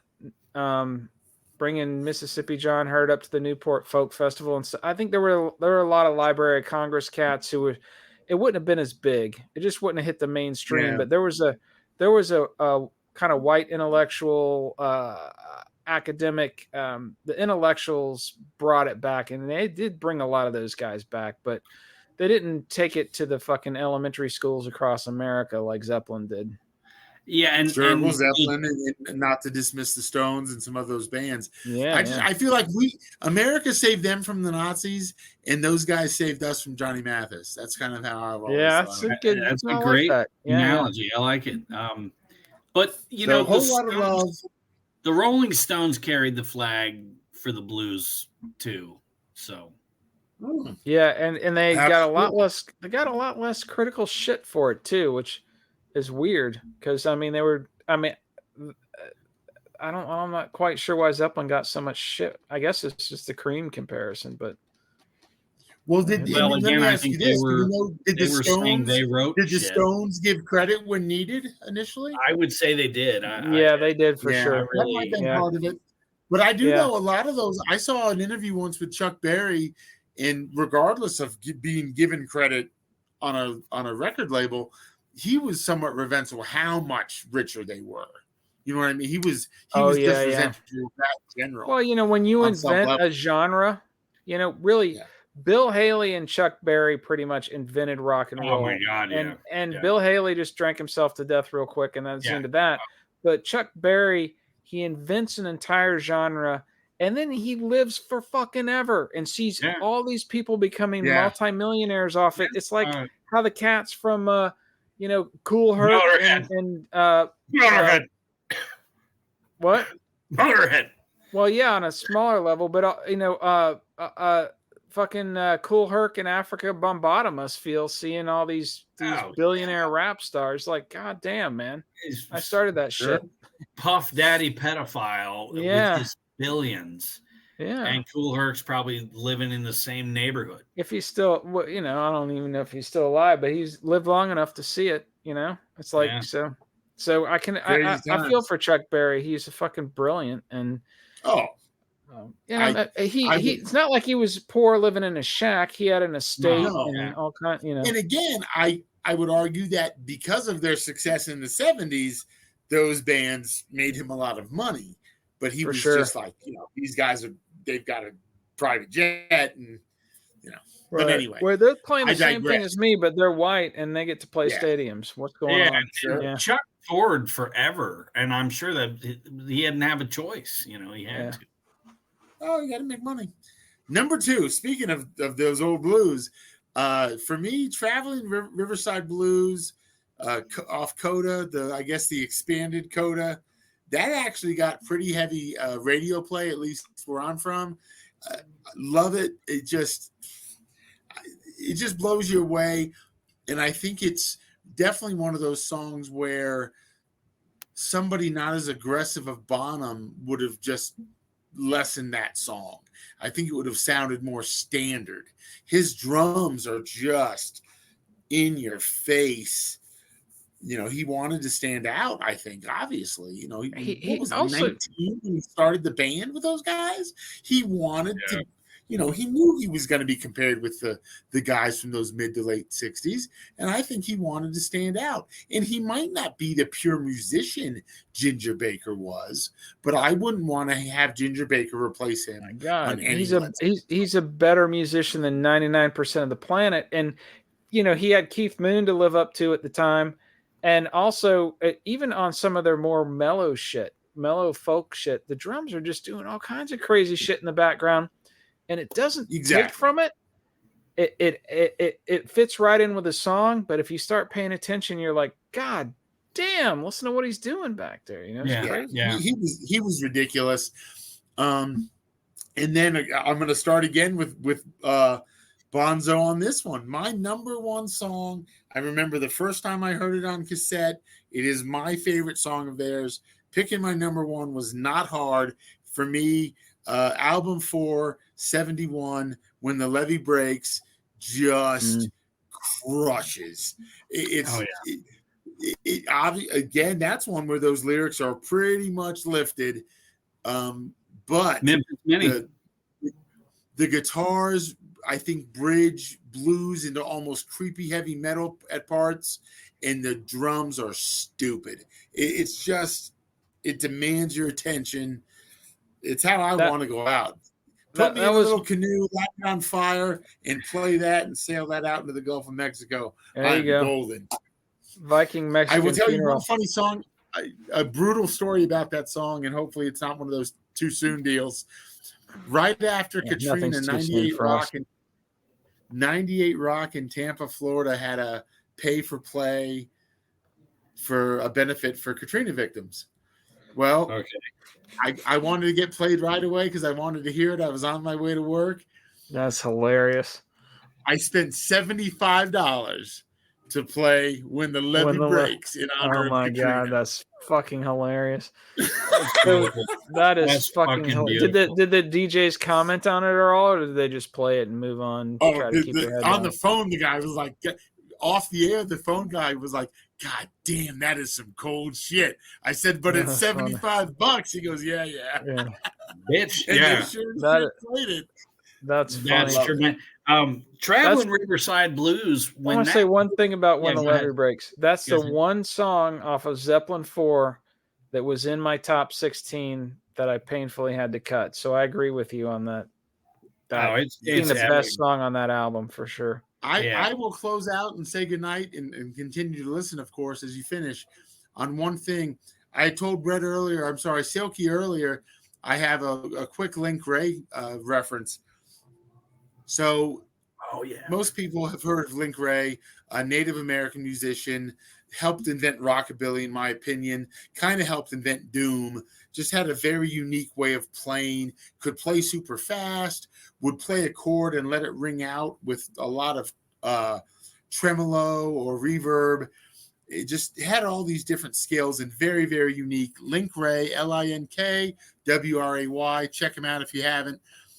There is a scene in the documentary, It Might Get Loud, that made me fall in love with Jimmy Page and ergo Led Zeppelin all over again. This is probably only 15 years old, I'm guessing. and it's a profile of Jack White, The Edge from U2, of course, and Jimmy Page. So kind of three generations. One of those guys does not belong anywhere. Well, that's arguable. That might be another podcast. I have mixed feelings there. But at any rate, there's a scene where Jimmy Page is at one of his I'm assuming one of his houses, and he's got probably 2045s and 78s and LPs. It's his record collection. So this guy is a multimillionaire. I don't know what he's worth, but he's obviously a multimillionaire. At this point, he's in his early 70s, if I'm right. And he puts on a vinyl copy of Rumble by Link Wray. A little 45. He proceeds to play air guitar to it and just couldn't be happier than he was when he heard it when he was like 9 or 10. And he's like a little kid again. Loves the music, and his admiration for it, counter being the egoist you think he might be, is just unbelievably charming and impressive. And I will say one more quick thing. In a recent interview on video I saw of him, he goes out of his way to talk about his friend Jeff Beck. He and I'm going to paraphrase, he goes, Jeff never stopped learning and trying new stuff, and he has so far exceeded me in skill and creativity that I'm in awe of him. For somebody in his position to say that, I just found very charming. So not only are they friends, but he's still listening and still enjoying new music from his peers and his descendants. So that's it for me. I think it makes Zeppelin an amazing band. I love them. I'm out. But I would say Jeff Beck's one of the people right at the beginning for Page, the same, like you said, it's just beautiful that he would comment at all. Technically he's better, but Page is a better songwriter, in my opinion. But riff-wise. He's just a humble, better songwriter, sounds like, which is good. It's good to be humble. But Mike, I wanted to add your Traveling Riverside Blues.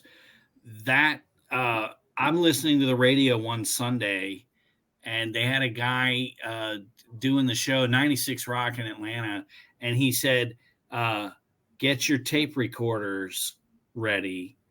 I'm going to come back after the commercial break, and I'm just going to lead off with this. We just got this. And it's somebody, and I'm like, oh my God. So I open up a blank tape and I get my radio, my tape deck ready. I was living on 13th Street in Atlanta, and the opening, just that of Traveling Riverside Blues, and I'm hitting record, and I have no idea who it is yet, that I'm like, God, that sounds.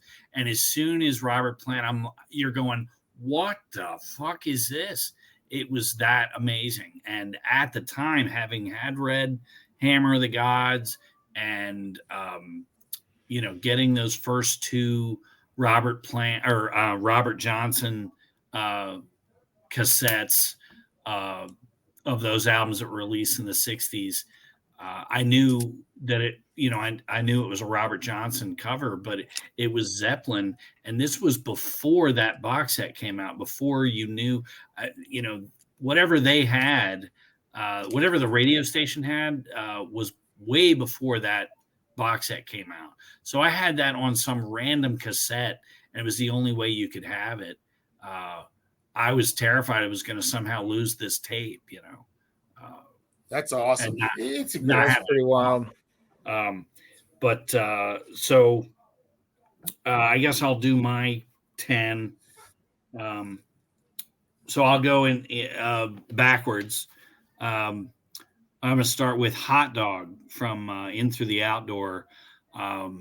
Much like Jamaica and the Crunge, Hot Dog is like their rockabilly tune.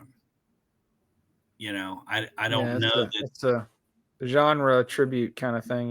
Yeah. I don't know that they have another song that's, in that same, and just this rollicking piano that John Paul Jones does. And just a great nod to the whole rockabilly thing. And lyrically, very much like Fool in the Rain, where the lyrics are just all over the place, but as you learn the song, you just love it. And then number 9 is How Many More Times off of Zeppelin 1.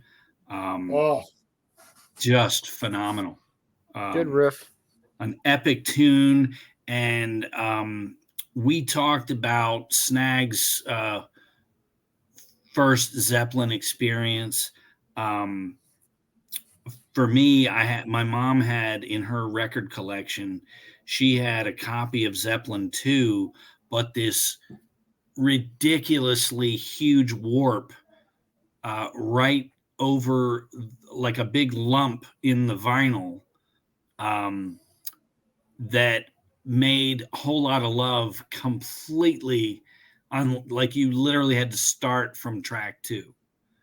So you couldn't listen to Whole Lotta Love, and then the flip side was the Lemon song, and you couldn't listen to that because of the needle would go around and just fucking wipe out, So that was my Zeppelin experience, was dealing with what are these 2 songs? What are, I desperately want to hear them, which is why later I made my dad, when I had $7-8, he took me and I got Zeppelin 2. And so it was amazing to be able to listen to that album without this skip thing that I just had to deal with forever. And then, so How Many More Times, just epic. As these albums were coming out on CD, I was buying them immediately in high school. So it was almost like reacquainting yourself with a band. And I had a few cassettes, but I did not have all their catalog at the time. So I remember in high school just being all about Zeppelin throughout those years, those impressionable years when you're a teenager. I lost my virginity to Zeppelin 1. And so Zeppelin it's just part of growing up, really. But so How Many More Times, number 9, The Ocean off of Houses of the Holy, an epic tune about the audience.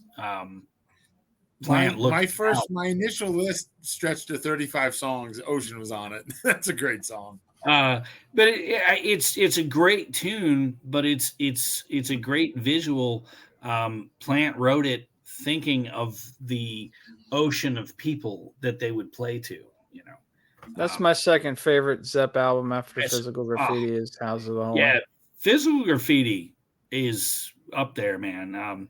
So my that's number 8 was The Ocean. Number 7, In My Time of Dying. I believe it's the longest Zeppelin studio song, about 11 minutes long. Oh, it's longer than Carousel Alhambra. Is it? Yeah, I believe so. Physical Graffiti, an epic album, but In My Time of Dying is just ridiculous. Love that song. And then, so 10, 9, 8, 7. So number 6 is Poor Tom off of Coda, which was recorded during the Zeppelin 3 sessions. I've always just loved that song. Zeppelin 3, Gallows Pole, all that shit, epic. And Poor Tom just fits right in. You could almost tack that on as, say, track 9 before Hats Off to Roy Harper, because that should always close out Zeppelin 3. But I always Didn't you have a cat named Roy Harper? Yeah, they know some. I did have a cat named Roy Harper. Yeah. Yes, I did. There you go. So that's Poor Tom. Next is Nobody's Fault But Mine. Ooh, a filthy great blues track. Yeah. That was on my original 16. Yeah, that's a great one. The hardest blues tunes they did, if you're going to go down that rabbit hole, you have to mention Since I've Been Loving You and T for One. and Nobody's Fault But Mine. Just epic. Presence has an interesting sound. The Achilles' Last Stand. There's this white Achilles noise kind of Last Stand. Yeah. Guitar sound that the Edge, I think, ripped off some of that sound when he was. What's great about Presence is there's vibe. no huge hit. I think it was I don't know. It's just every other album has these standout tracks, and Presence. Achilles' Last Stand and Nobody's Fault But Mine are the go-to tracks on there. I think the people that listen to Presence are the deep cut people. Yeah, that was a kind of an odd album for them. Yeah. But I love Presence to death. That's just epic. And then Your Time Is Gonna Come is my next one off Zeppelin 1. Very churchy organ and stuff, but there's a really powerful thing. Again, I mentioned I'd lost my virginity. This girl at the time, she, you're naive, you're 15. She just broke my heart. But what is it you got from her? Was it genital warts or? Yeah, something? And that's all fixed. But thanks for bringing that up. No, Zeppelin 1. Every song seemed to fit the relationship that I'd had with this girl. And in that song specifically, there's a point where Robert Plant says, this is all I got to say to you, woman. And he says, you'll be back to me when nobody's coming back home to you. And it's almost like an aside, like he didn't write that lyric that was like ad-libbed, but it's such a powerful thing. And then the music comes back in. But I always like the way he just yells that like a backhanded slap or something. But that's a great tune. Your Time Is Gonna Come. And then so the next one is I'm Gonna Crawl off of In Through the Outdoor. Very bluesy track. Probably not one a lot of people think of Zeppelin. But I dig the shit out of that one. And then number 9, or I guess number 2, is Kashmir. Physical. That was on my 16. None of us mentioned, Stairway to Heaven, the epic Zeppelin, and I think Kashmir. Second most overplayed song after Freebird. Kashmir is why. Just ridiculous. To me, Kashmir is their big cinematic epic, not Stairway to Heaven. Well, Stairway to Heaven's too hippie. There's just fucking flute and hippie lyrics and doobly doobly doo. And Kashmir is the fucking camels going across the desert, the vast, landscape. There's all kinds of shit. It's very big.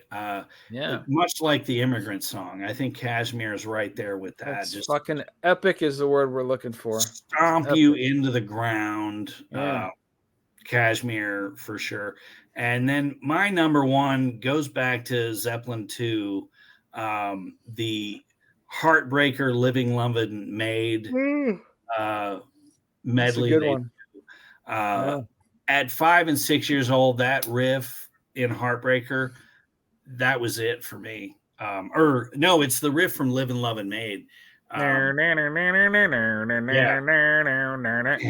like the second or third guitar riff I learned when I was taking guitar lessons. Right. And before I realized I should probably not be playing guitar because I'm not, I got a talent ceiling.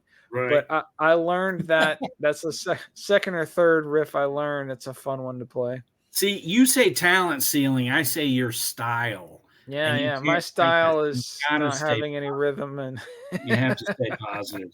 Hey, Snags, I will break in again. I play guitar at least 5-6 days a week.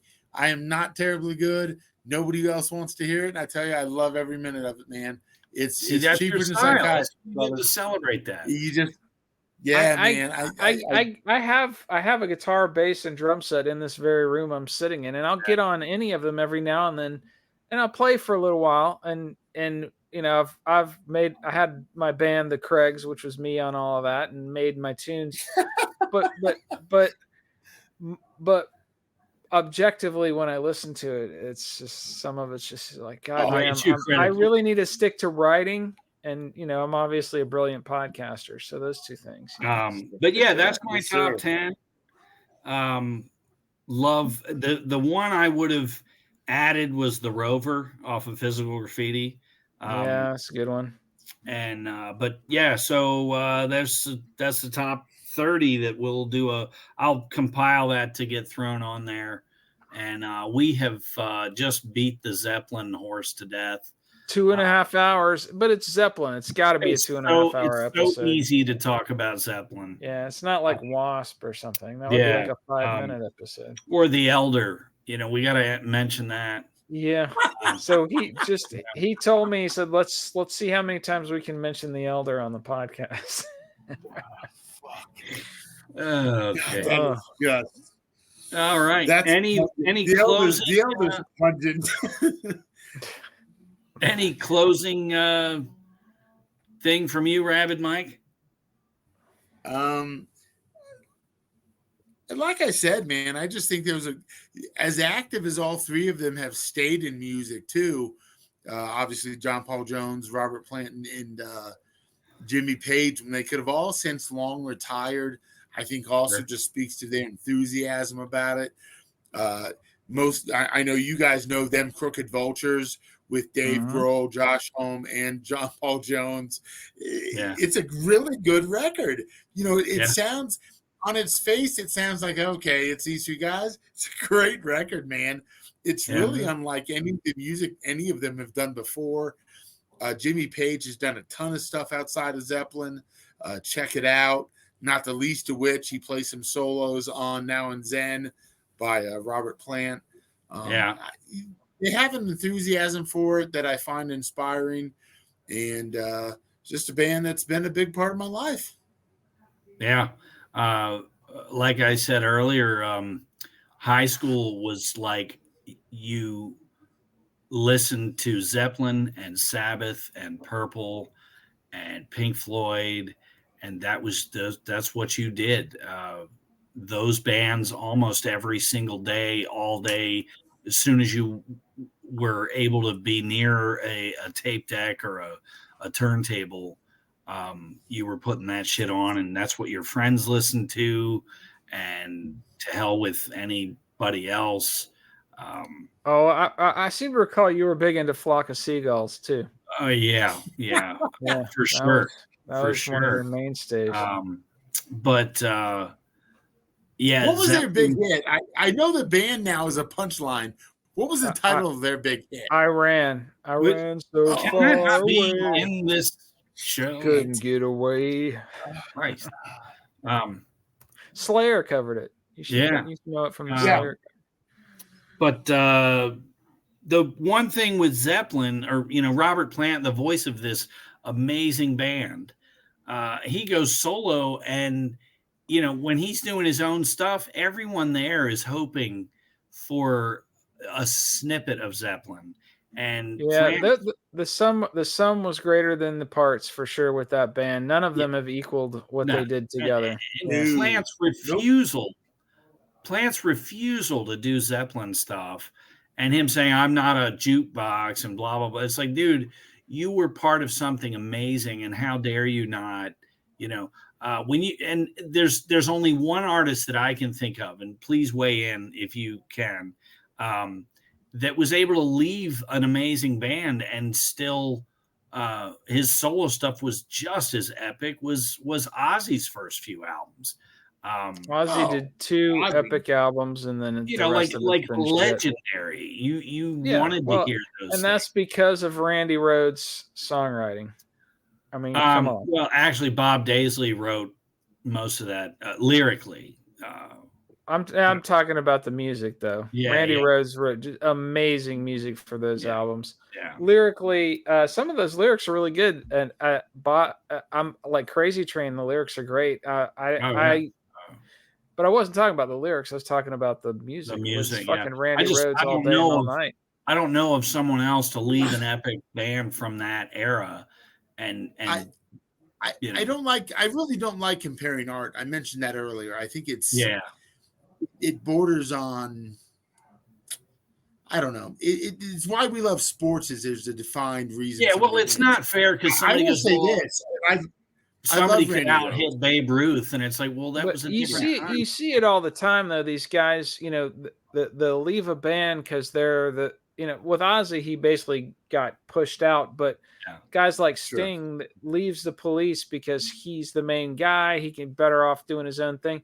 And he's never equaled what they did together. Stuart Copeland's drumming just kicked him in the ass in a way that his mellow, meandering jazz shit will never equal. Oh, Jesus. Well, it's a good example. Andy Summers is very underrated as a guitar player. Oh, yeah. He's a great guitar player, too. He plays his rhythms, his chords.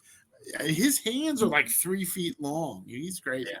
He's got an album with Robert Fripp. Him and Robert Fripp from King Crimson have an album they did together that's really good. Just combining their two styles. It's all instrumental stuff. Randy Rhoads is great. I think a major loss. His death is a major loss to music. Zach Wilde is pretty awesome and different. And I think to try to fill those shoes took big balls. Oh, yeah. And what he's done with Ozzy and on his own, tough to match. I mean, he's put an impact on metal and rock for sure. No More Tears is one of Ozzy's better records, in my opinion. Yeah. I mean, the Randy stuff is probably the best. No More Tears is a solid record. It was a huge. Silky agrees with you. We've had this debate. We should do an Ozzy thing because you pretty much could stop at No More Tears and just and then there was a stop after. Anyway, so that's Zeppelin, guys. Diary of a Madman. 2.5 hours. Yeah. We delved into the Ozzy episode already. These Zeppelin. Yeah, it's like cut bait, fellas. Right.